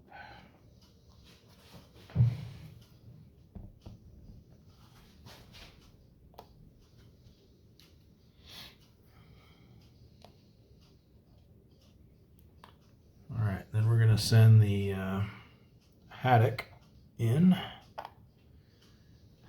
They do have radar. So just a 9 for the transit event check. Or no, we're at congregating risk now, aren't we? Because we have 4 there. So yeah, 8 or 9. Okay, search and contact. Again, the +1 from the ultra area is canceled by the -1 for congregating risk. 09. That's going to be a loner. Looky there. 0 is a white box, 9 is a red box.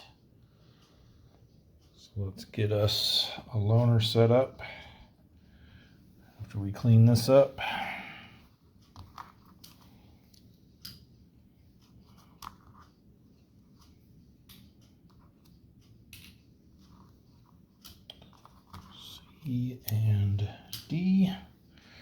We get a single ship. Well, hopefully it's a ship. A single counter. Excuse me, from the C cup.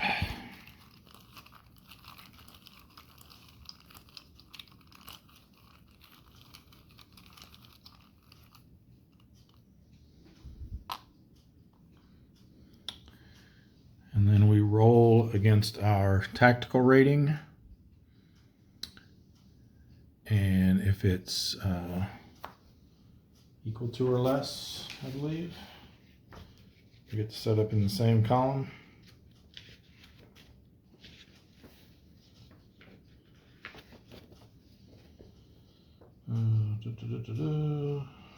Subtract super skipper.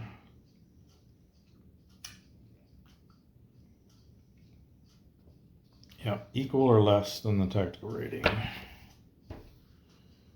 So we want a 4 or less. No. We will set up adjacent. So if it's not a warship, we will not be able to do surface gunnery in the first round of combat because that requires being in the same column. Now we reveal it, and it is a merchant. So we could do surface gunnery, but we'll have to move over for that.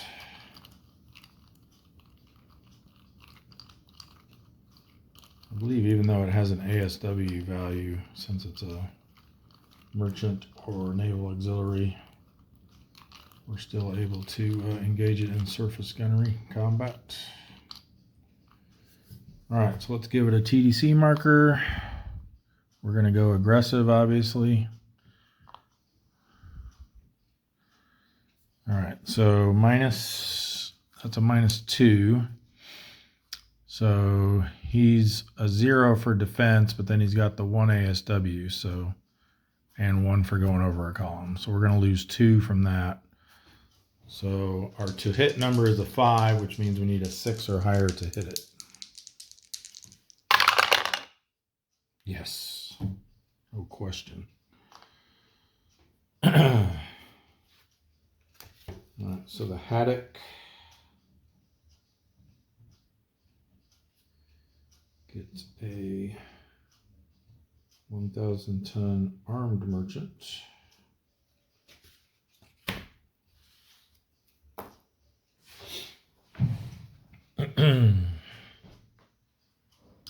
Goes from C.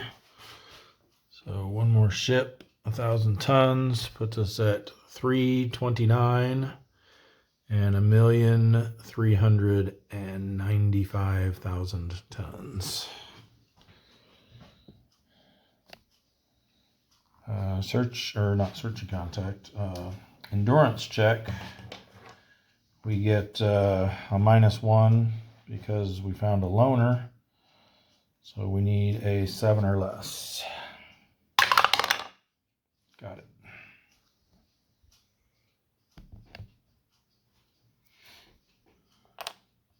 Put him on the bottom.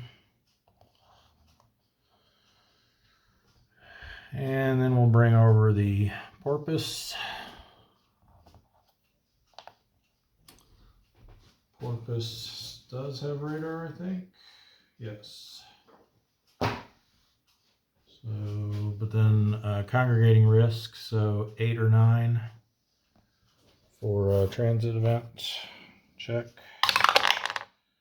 9. Ooh, 9-2. I think that's okay. It's close though. 9-2. We are spotted.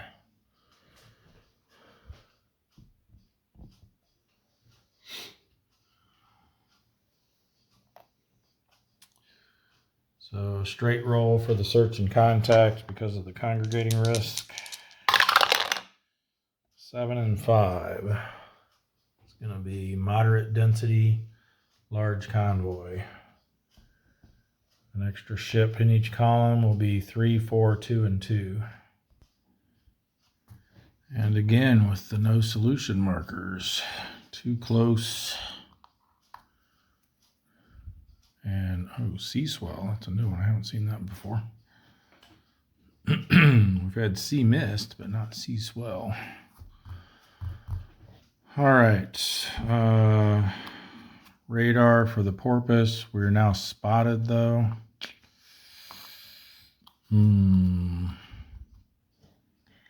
Let's try column B.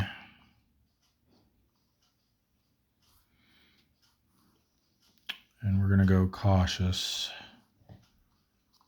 Let's see this one. Let's not see that one. Let's see this one. Let's not see that one.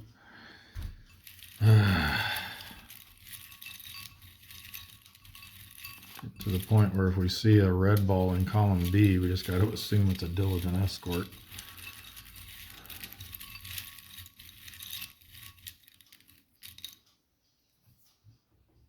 All right, it's a baby one.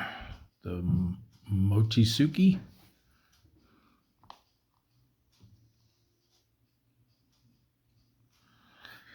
So that's going to make him a 3.5. So we need a 4 or higher to revert them. Yes. So they are not a diligent escort, and they have their ASW value reduced by 1. I think what we were doing to denote that was flipping this upside down. So he's really only a 2.5 normal DD. And that's still just our first flip. We got to do 2 more. Okay. And I think, let's try this one. Nice. Light cruiser there.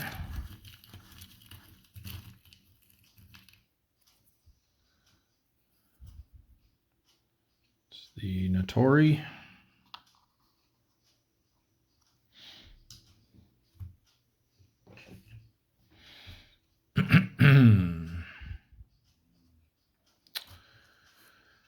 All right, TDC markers. Now, since that is a normal destroyer now, we can target him with the special targeting rule in the first round. So I think we'll give him a TDC marker. And of course, these, oh, we only get 2 though. Maybe not. I didn't realize he only had, oh wait. I screwed that up then, because we were only cautious. So we shouldn't have flipped that yet. Actually, we should have only flipped 1. What am I doing? I've kind of botched this whole thing up.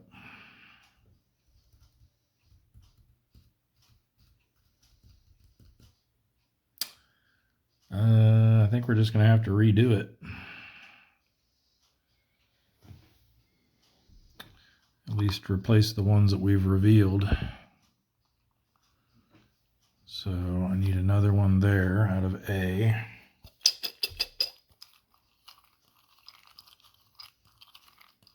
I didn't even check his tactical rating.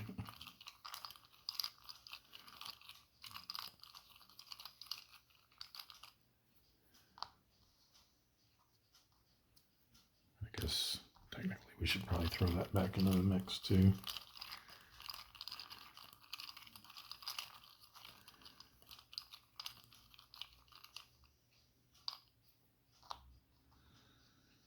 Okay, and then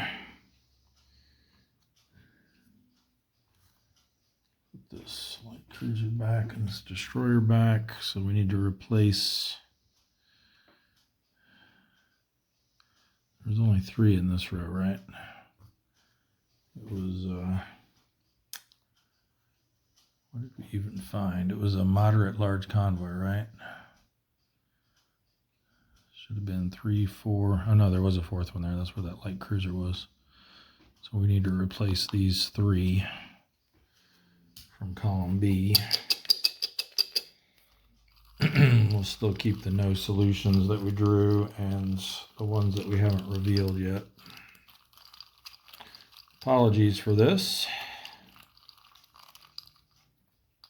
but it seems like the only fair way to do it after I flipped over 2 more ships than I was supposed to.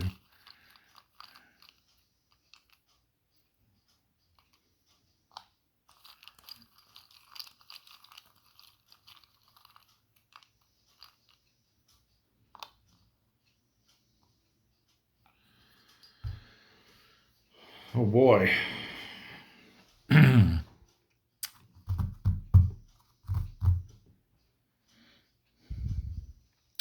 Yeah, I was picking cautious because I only wanted to flip over 3, not realizing that meant I only got to flip over 1. So I think I will actually go standard.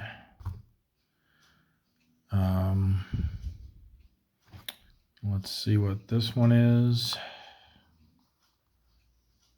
Let's see what this one is.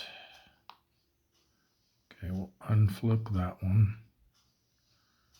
We'll do this one instead. Not any better.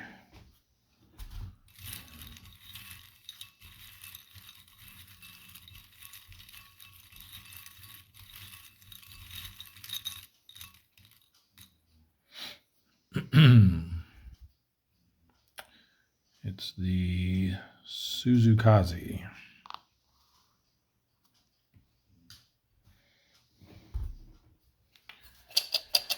All right, now our 2 TDC markers. I think we will target that destroyer, see if we can maybe get a lucky shot on him. If we get a -3 TDC, and the other shot's not any better.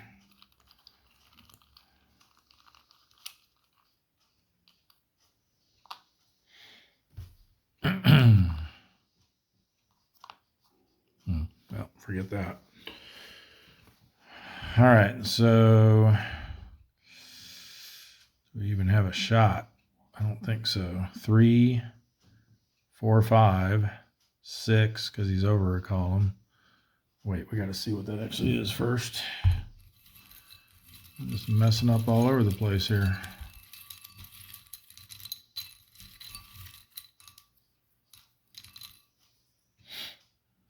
It's the Takasaki, so even worse. Yeah, 4, 5, 6, 7 to R4. And then same thing here, if we target this one, even ignoring his ASW, he's a 7. So no shot possible, which means no counterattack since it's the first round. We will slide over. And now we will go cautious so that we only have to flip this one. And we can unflip as long as it's unflippable, but it's not. So yeah, this is going to be really bad, really bad, really bad.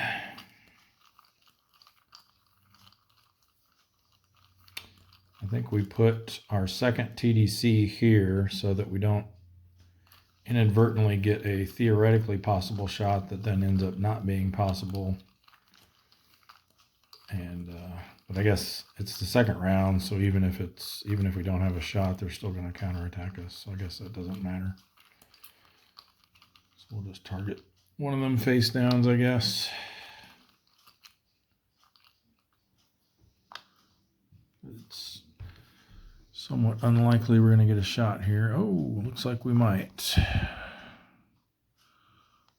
that's going to be a -3. Makes him a 1, 2, 3, 4, 5. Nope. Yeah, even at -3, we didn't even have a shot. So here would be, we assume he's a 1, 2, 3, 4, 5, 6 for going over a column, -1 for the TDC. He's still a 5. Can't hit him. So now we do get a counterattack of 4 plus 1 plus 3 makes 8. We only get to subtract 1 for our defense. This might not have been a good idea sending him over here. So that's going to be on the 7 row. Plus 1 for being spotted, plus 1 for reattack, minus 1 for cautious. So a net plus 1 on the 7 row. Yeah, that's super bad.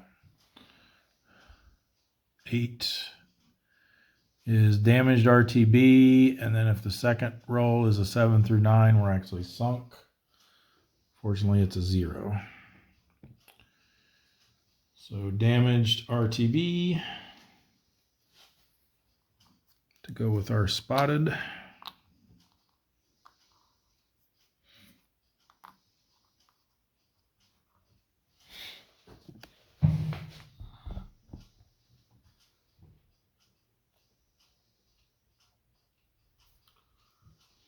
And that's going to do it for that ultra area. Let's knock out the Coral Islands, and then we'll finish up with the Sea of Japan. So we got the S-41 on patrol there. Search and contact. 1-7 is going to be nothing. And they are a D rating. Didn't find anything, so they need a 4 less. Nope.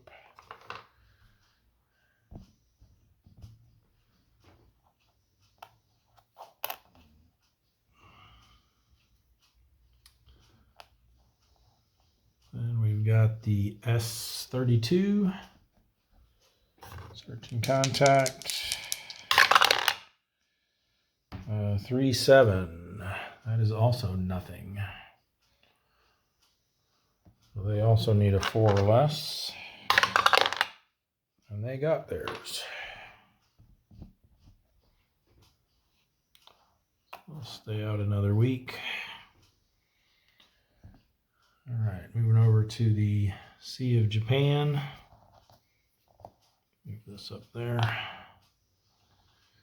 How many we got in here? 1, 2, 3, 4. All right, so the Lapon is up first. Search and contact. There we go, 6 and 2. It's going to be a moderate density, small convoy. So 3, 2, 1. Another no solution here. Column A, too close. The Lapon has radar. I think we'll set up in column B. We'll go standard attack posture. Let's see what these are. Combat event. 6. I think that's tonnage doubled. It is indeed. So at the end of the combat phase, we'll double the tonnage of the largest merchant ship that was sunk.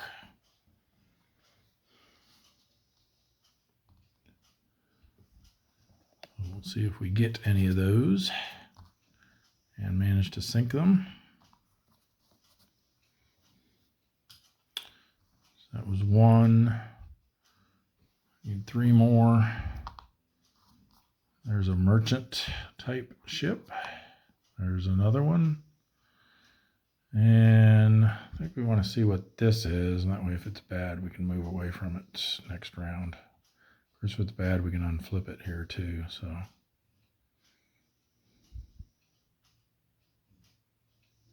Yeah, it doesn't matter. Ah, there we go. Ooh, that'd be nice if we could double the tonnage or whatever that ends up being. All right, that's our 4 flips. So let's see what our auxiliary is.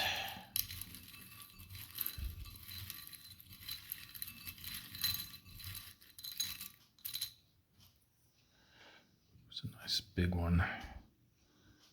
that big. The Fujikawa Maru.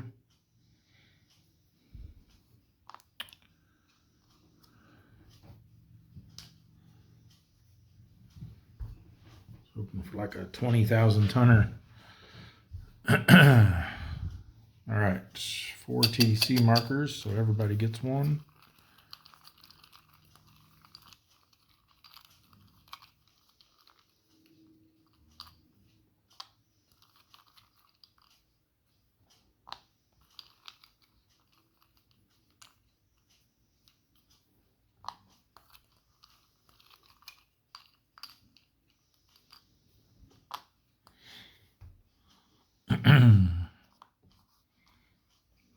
+1, 0, +1.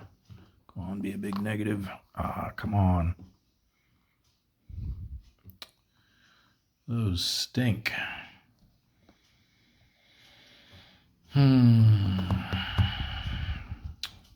Well, these, that's a 3 and that's a 3 basically because it's over a column. So these are equivalent. That's a 6. So it looks like it's this one. So he's a 3, I'm a 7. And that makes 4 the target number.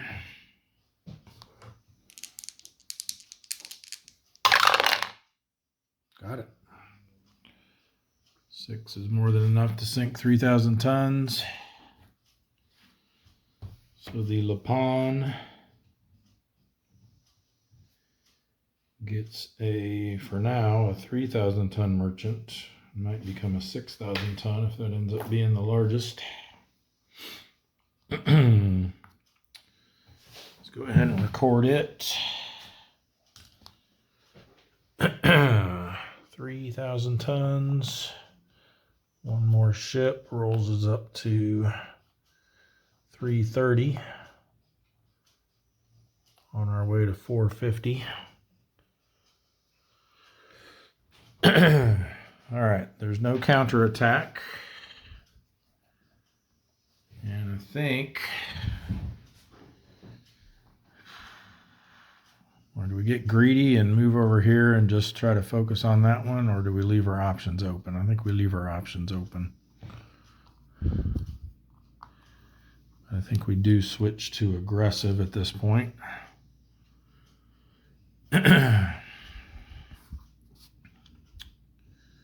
And because actually if we get both of these down and that ends up counting as a 14,000, that'll give us a super skipper. I'm not sure. I'm not talking to you, Alexa. All right. Yep, so we're going aggressive. Let's see what this is. Ooh. All right. Nothing we can do about that.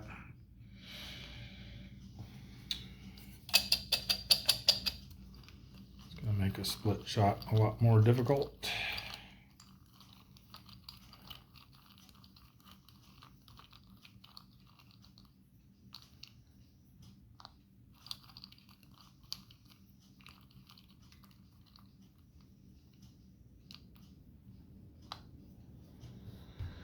All right, +3, yuck. +1, yuck. Well, I say we try it. That becomes a -1 because we're aggressive and it's the reattack round. So he's a 2. Then he gets an additional 1 for us going over a column and 2 from the ASW. So he's a 5. Which means the 2 hit number is a 2, and we need a 3 or less. And this one would be the same, so we might as well go for that one. 3 or less. Let's go. Huh. Well, we did, but 7,000 tons, I don't even think that's enough to damage it, is it? Nope. A 1 doesn't even damage it. Oh well.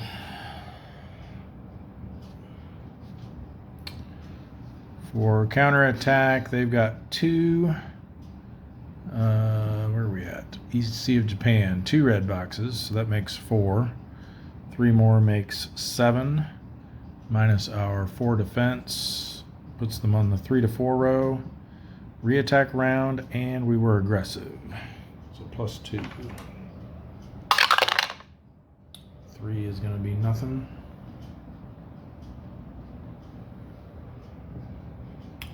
For our endurance check, A rating, want aggressive, need a 5 or less. Got it. All right, and then that tonnage does actually get doubled then to 6. So let me change that on my sheet here. And we'll give ourselves 3,000 more tons. So 1, 2, 3. Rolls this over. Moves this up.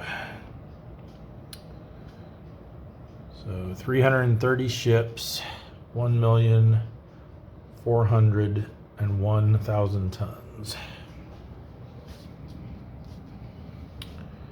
All right, next up we have the harder.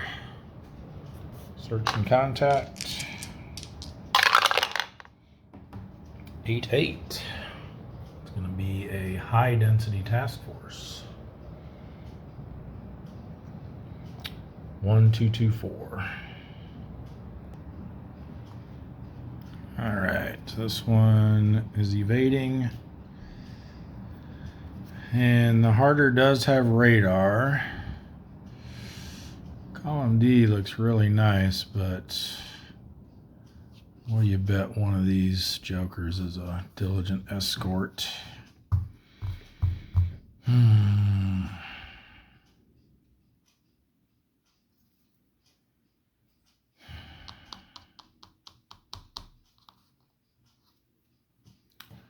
think we gotta try though.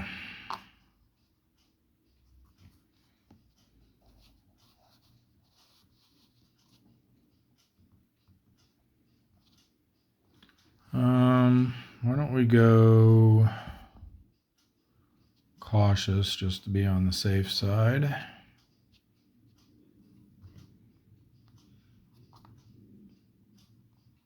Okay, let's unflip him. Combat event. Whoops. See what we get. 0. Target lumbers into way.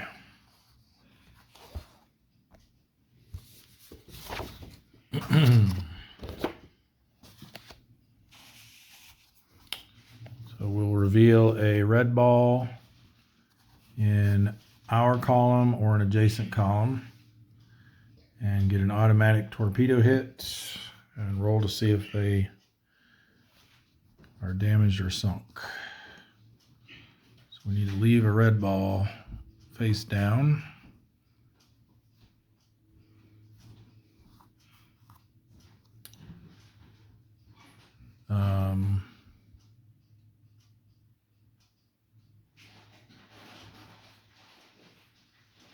We revealed this one, right? And that was our, we unflipped it, or no?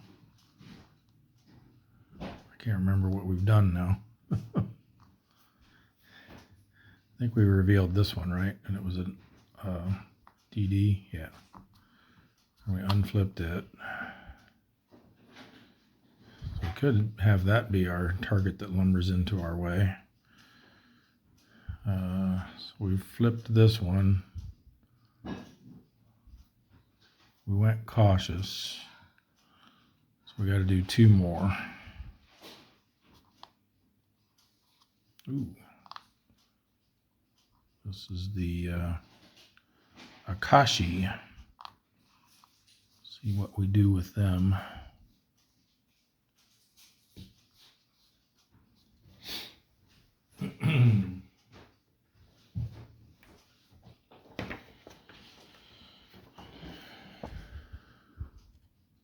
The Akashi, we use the Silent War set unit, so he stays.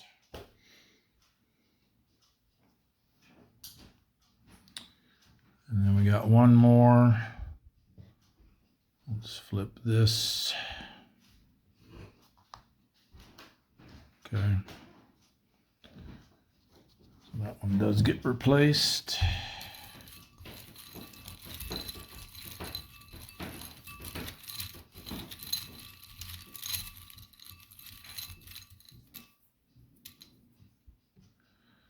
It is the Tsugaru.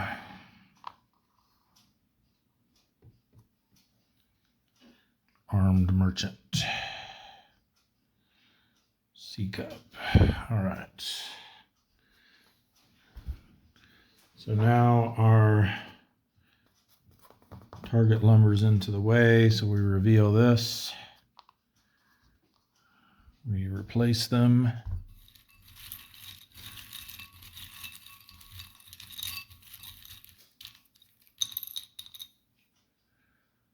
With the Wakatake.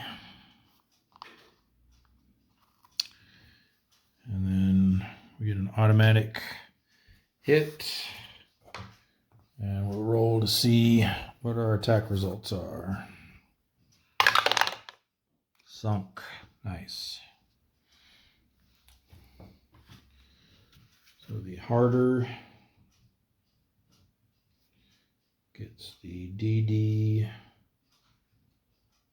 Wakatake.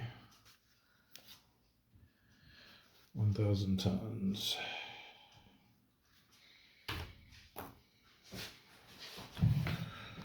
Another one for the pile of shame. I hate to see that one go. It's got low defense and not much ASW. Let's rack him up on the totals here. Another 1,000 tons, another ship.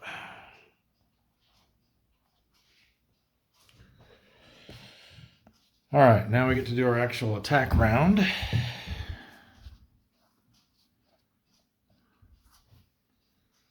We'll get 4 TDC markers. We've only got 4 places we can put them.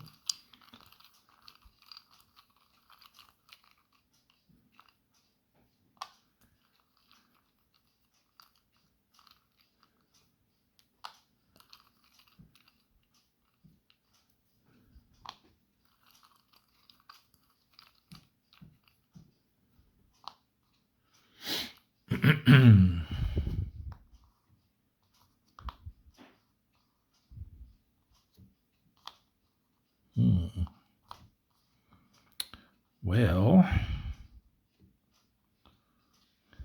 think we go after this one because who knows what's under there. Could very well be a diligent escort. All right, so we've got 7 minus 3 is 4.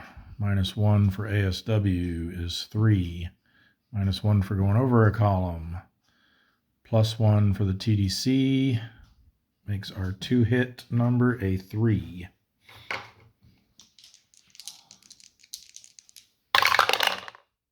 Nope.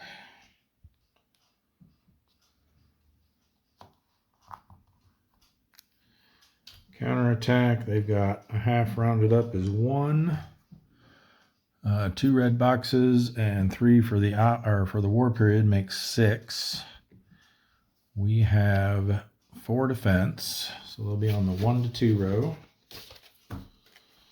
And we were cautious, so minus 1. 5.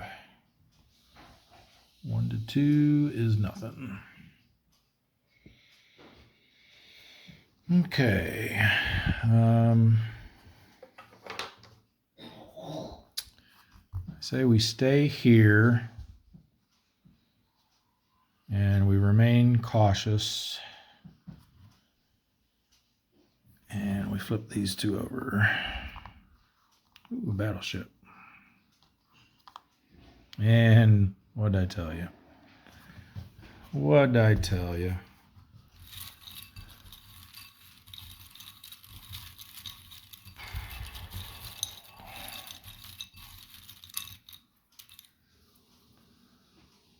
It's the Hatsushimo, who is now a 5.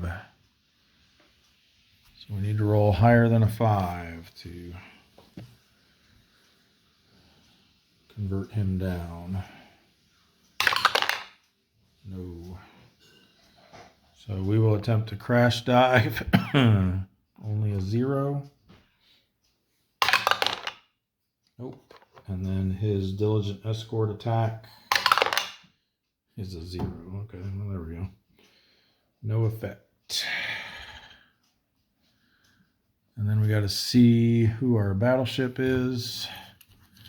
We are in the Sea of Japan, so unless it's the, was it the Yamato or the Musashi? I don't think Sea of Japan was one of their options for this year.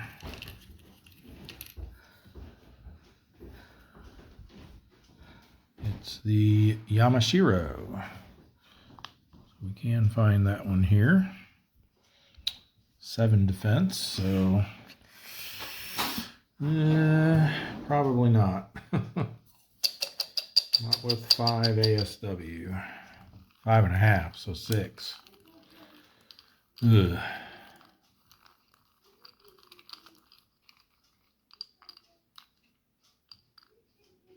It's going to be tough to hit anything.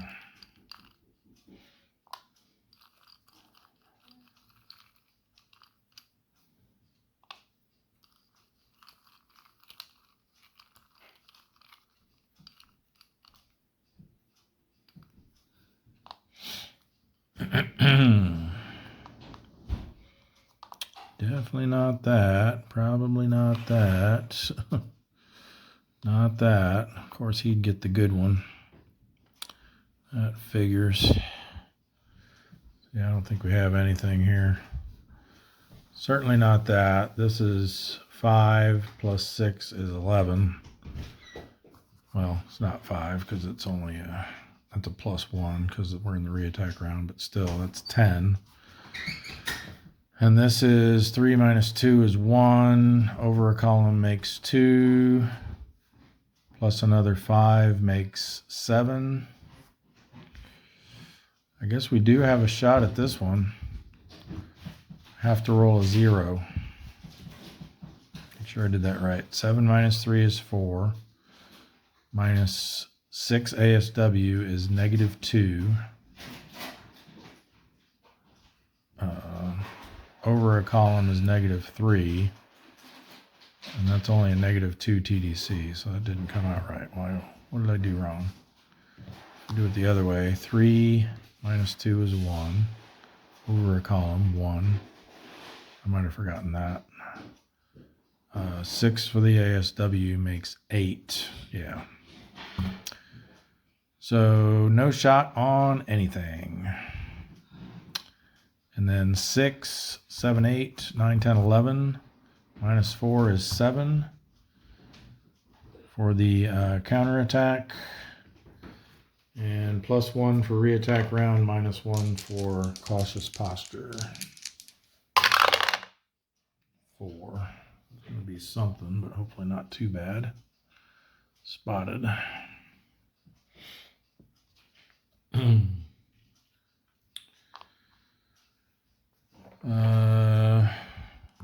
For endurance, we need a 6 or less. Nope.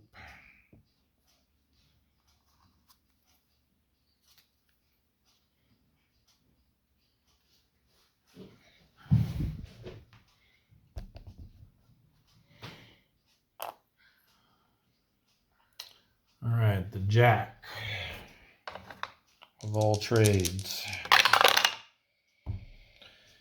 8 and 6 is going to be high density, large convoy. 3, 3, 2, 1. Okay, the Jack does have radar.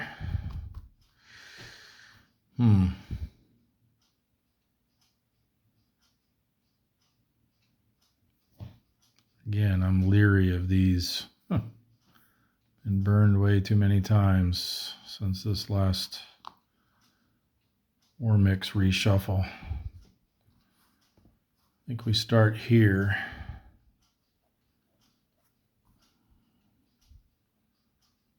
Let's go. You know what? Let's go cautious. We're flipping 3.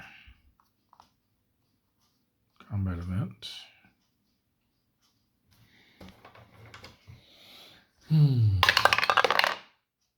Another target lumbers into way. Okay. I like that. That was from B. So we leave this one. We got to flip 2 more. So let's do these 2, I guess. Oops. We can unflip that.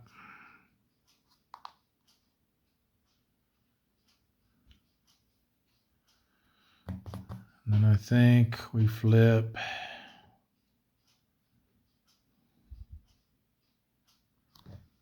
this one. Oh, nice. Need a carrier and an auxiliary.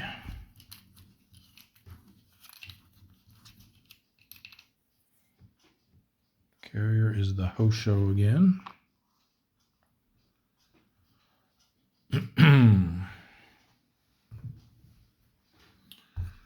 And the auxiliary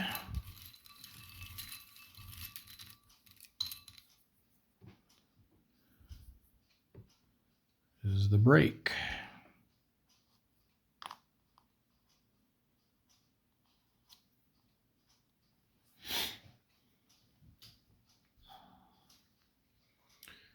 All right.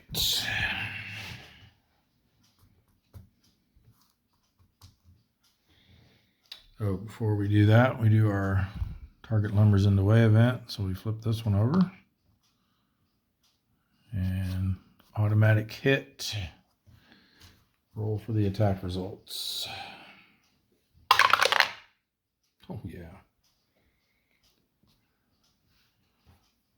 1,000-ton merchant by the jack.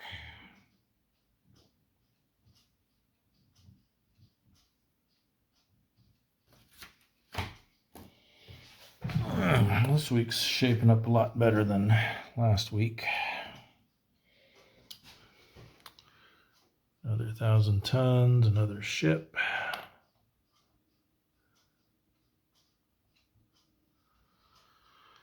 Puts us at 332 and 1,403,000 tons. All right. So now we need 4 TDC markers.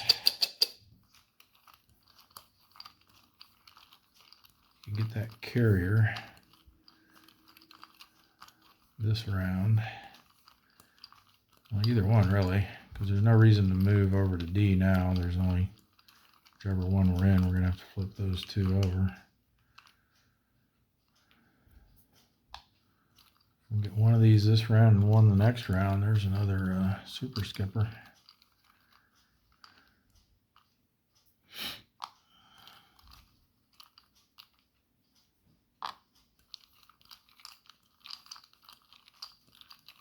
We did go cautious, right? Yeah.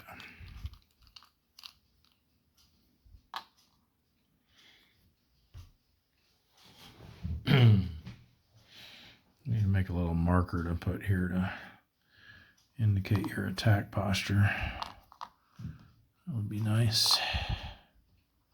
Ooh. Tempting us to go after those unrevealeds here. I think we won't fall for that.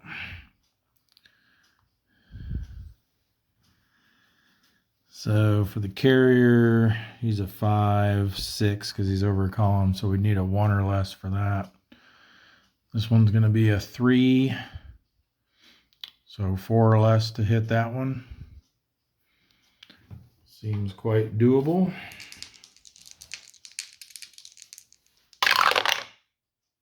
But we didn't.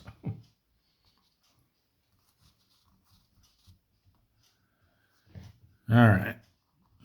No counterattack. So I think now we go to standard. So we have the option to do a split shot if the opportunity presents itself.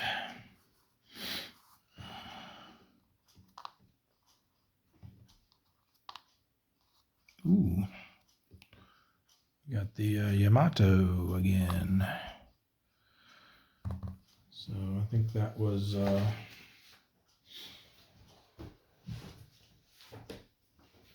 where we choose, or do we choose which one it is? I think so. The Yamato.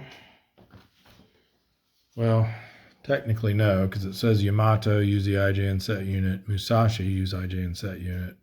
However, the Musashi isn't actually in the war mix. And so what you're supposed to do is when you get the Yamato, you roll a die to see who it actually is. So we'll do odds, it's the Yamato, even it's the Musashi. So it's the Musashi. And in the Sea of Japan, are they allowed to be up there during this year?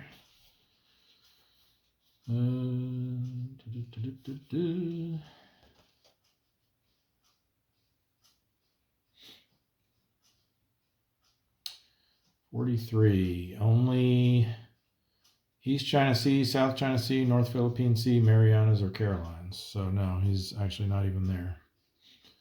And the counter is returned. So this is a case where, according to the IJN set rules, we are allowed to find them there, which if we weren't, we would get rid of it and reveal a different one in their place. So it passed that check, but then when you check the IJN specific rules, it does not allow them to be here, and a replacement is not revealed or drawn. So they just go away like they were never there. All right, so we're back to just this. Need a destroyer. Oops.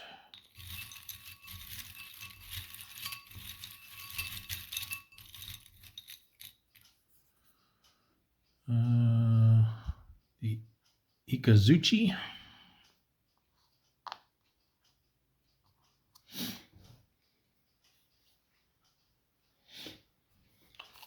All right. Give us at least one good shot here. 2 would be great, but I'd settle for 1 at this point.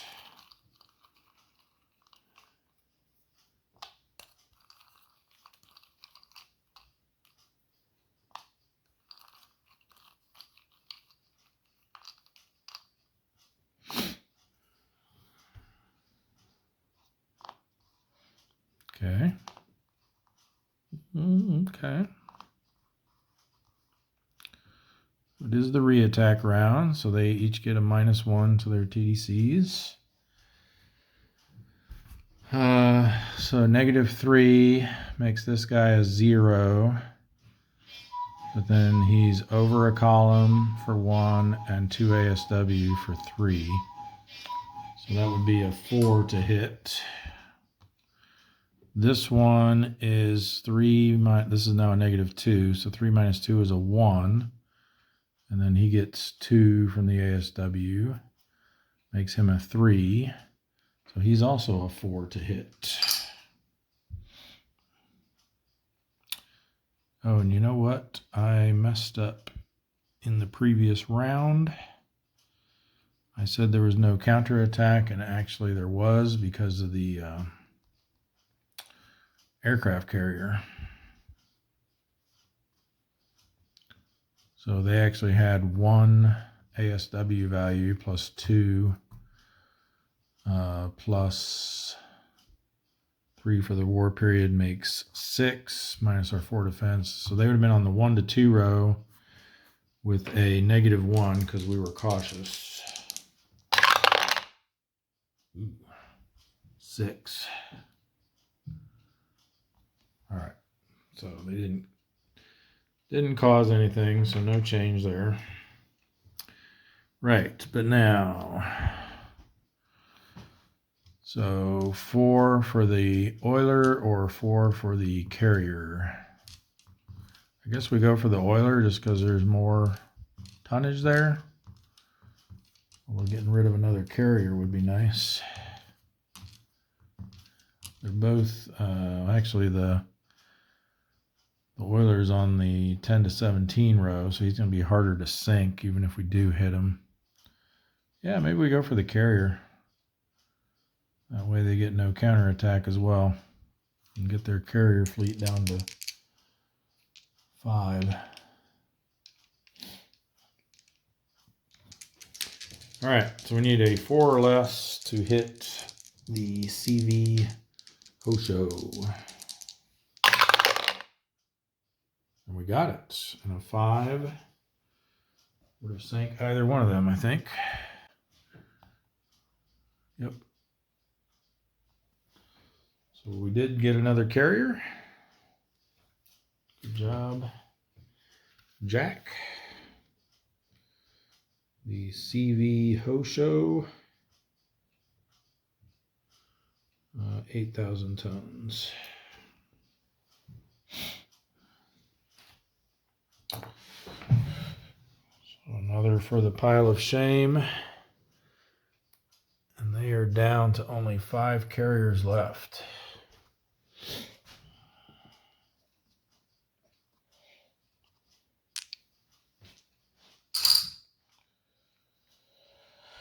All right, so that means the counterattack is down to only 2.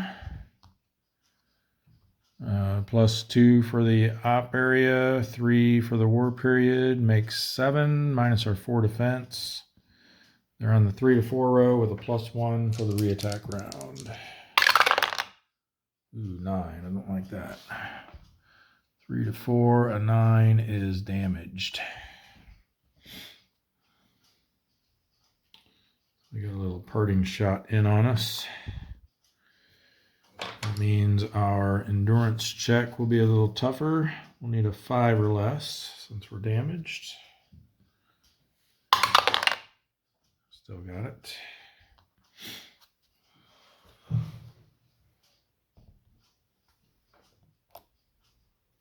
Oh, I forgot to put our tonnage up for that ship.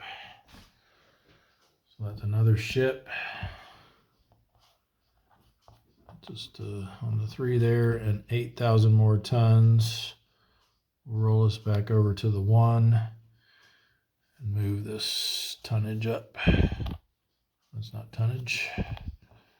Move this tonnage up another 10. So that puts us at 333 for ships and 1,411,000 tons. All right, on to the drum. Search and contact. 8 and 7. It's going to be a high density, large convoy. 3321.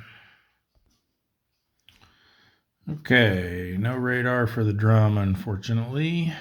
4 tactical rating. Boy, this looks kind of ugly. I think we're going to set up in column C. And we're going to go cautious. I'm going to flip this. And these 2. Oh no. Having terrible luck with these diligent escorts this week.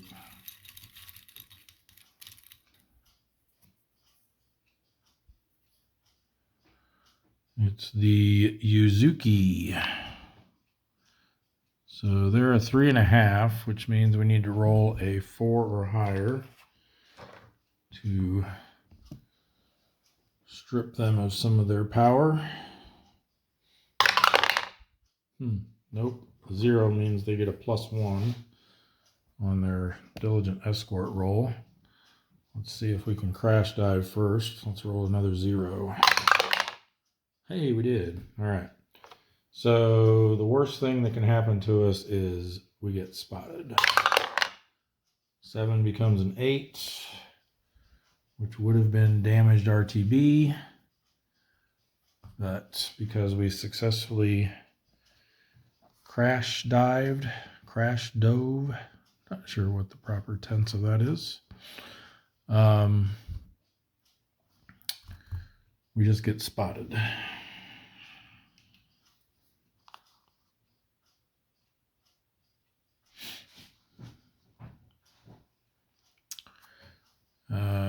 Still got one more flip. And another destroyer. Of course.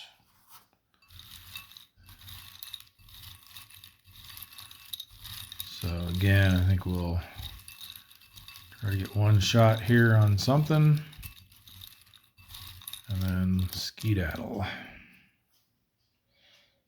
It's the Hokaze.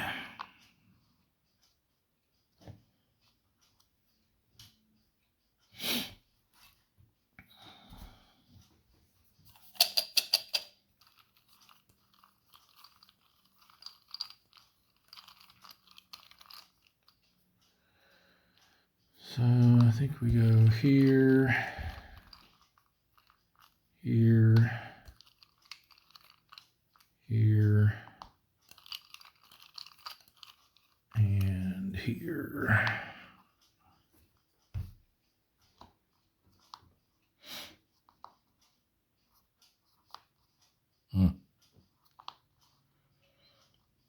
Bad, bad, bad.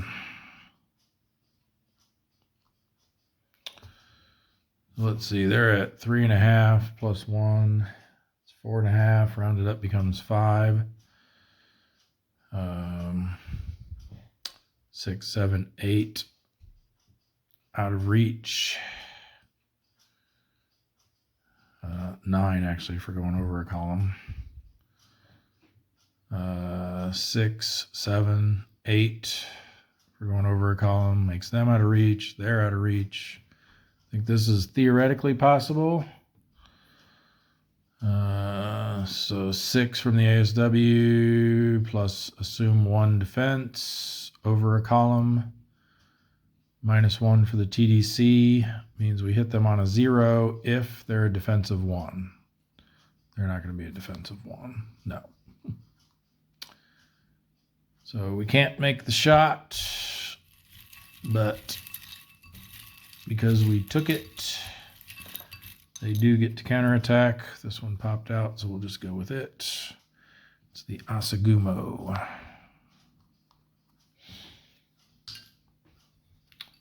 So their counterattack is 3.5, 4.5, 6.5, rounds up to 7, 8, 9, 10, 11, 12. Minus our 4 defense is 8. We're on the 8+ row with a -1 for us being cautious, but a +1 because we're spotted.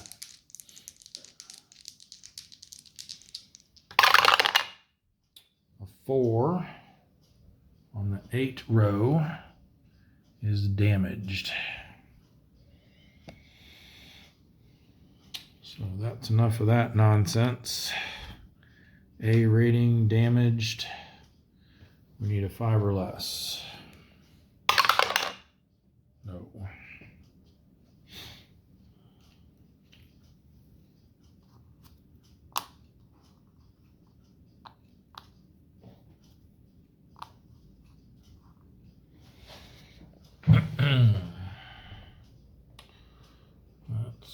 do it for patrols. Sort that out later.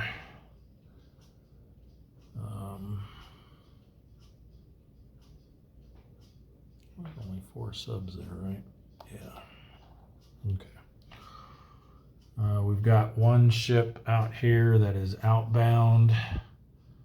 The Seahorse. I think we were going to send them over to the Empire Pacific.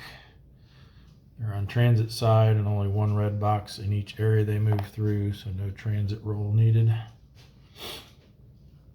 Then we've got our subs coming out. Let's do Dutch Harbor first. We've only got 2 in the Kuril Islands. We're going to want to send some back though through there from the Sea of Japan. So now we got 1 coming back though, so that's fine. So we can send both of these out to the Kuril Islands. They won't need to roll.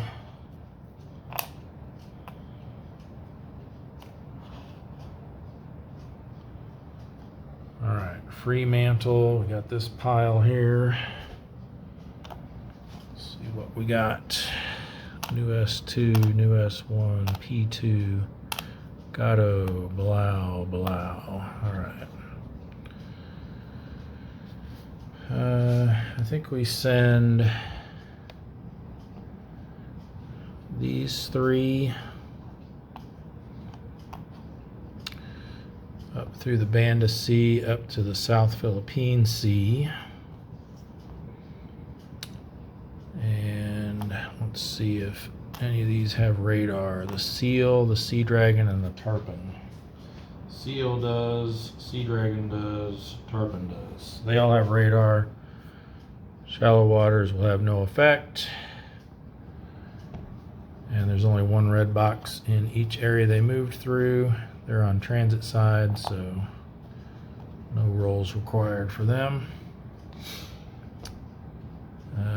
The billfish, the bowfin, and the puffer. Those are all new ones we just got. Fish, bowfin, and puffer. They all have radar. We're going to move them up to South China Sea 2, so again, no transit check needed since they're on transit side. And we'll flip them over there. Let's put the blouse on top. All right.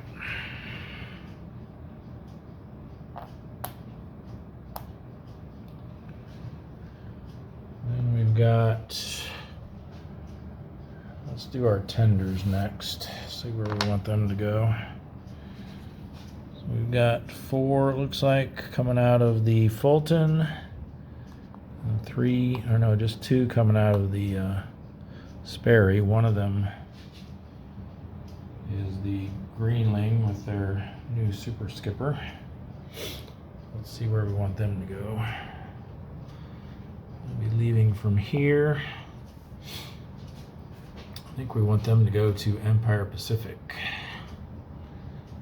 So they will not need to do any transit checks there. Make sure we keep Grider with the right one.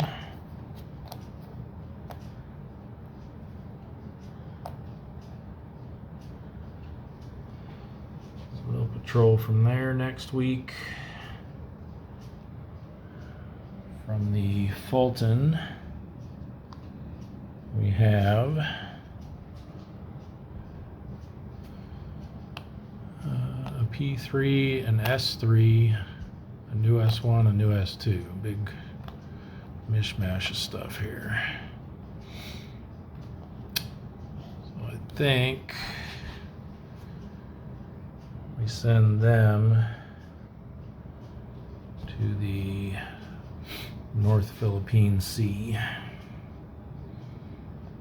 So 1 red box in each area they're moving through. They're on transit side.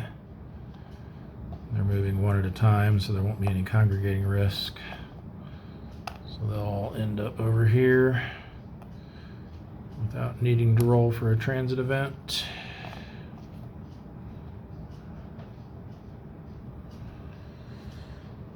And then that just leaves two coming out of Pearl Harbor. The Wahoo, freshly back from California, and the Pargo. So we're going to send them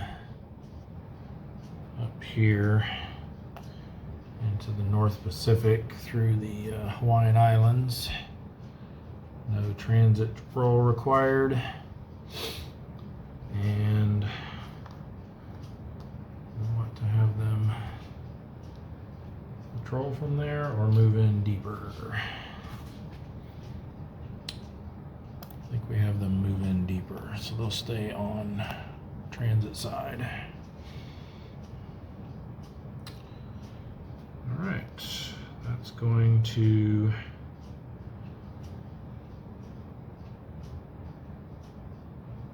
do it.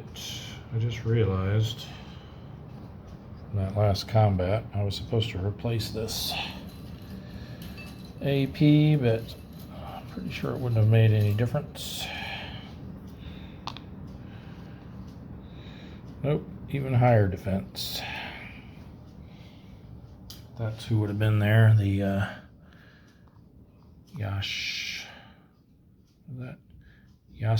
Yasukuni Maru. All right, so we'll clean this up.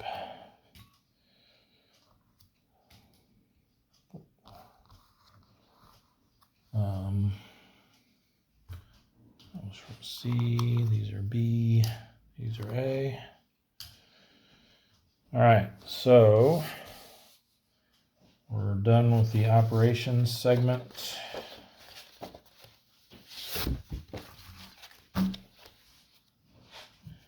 Conclude turn phase.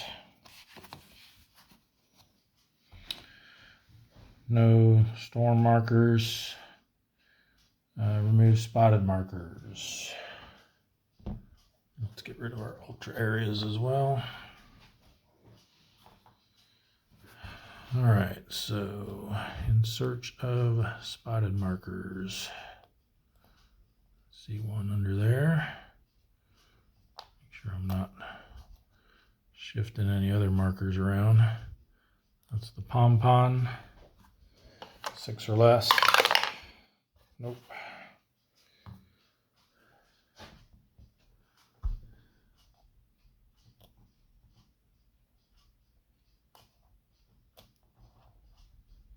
All right. None here, none here, none here, none there. That's the thresher heading back for withdrawal. Excuse me. We got one here right on top. That's the pompano. No, the porpoise.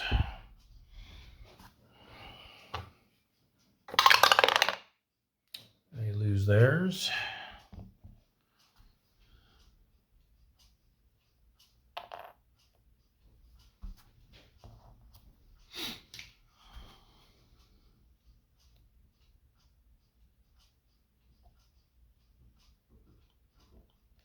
Damaged. No other spotted markers in there. These guys all just moved out, so it's just going to be up here. Got one there on the bow.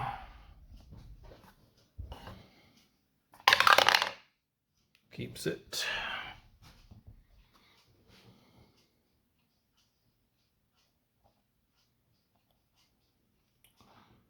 That's it there. We got one right on top here on the drum. Keeps it.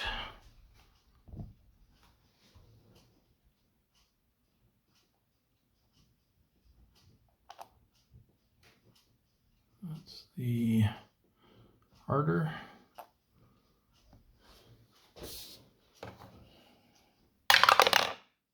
He loses his.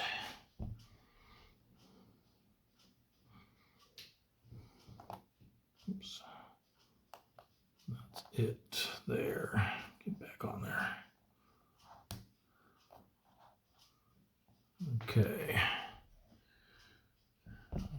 here.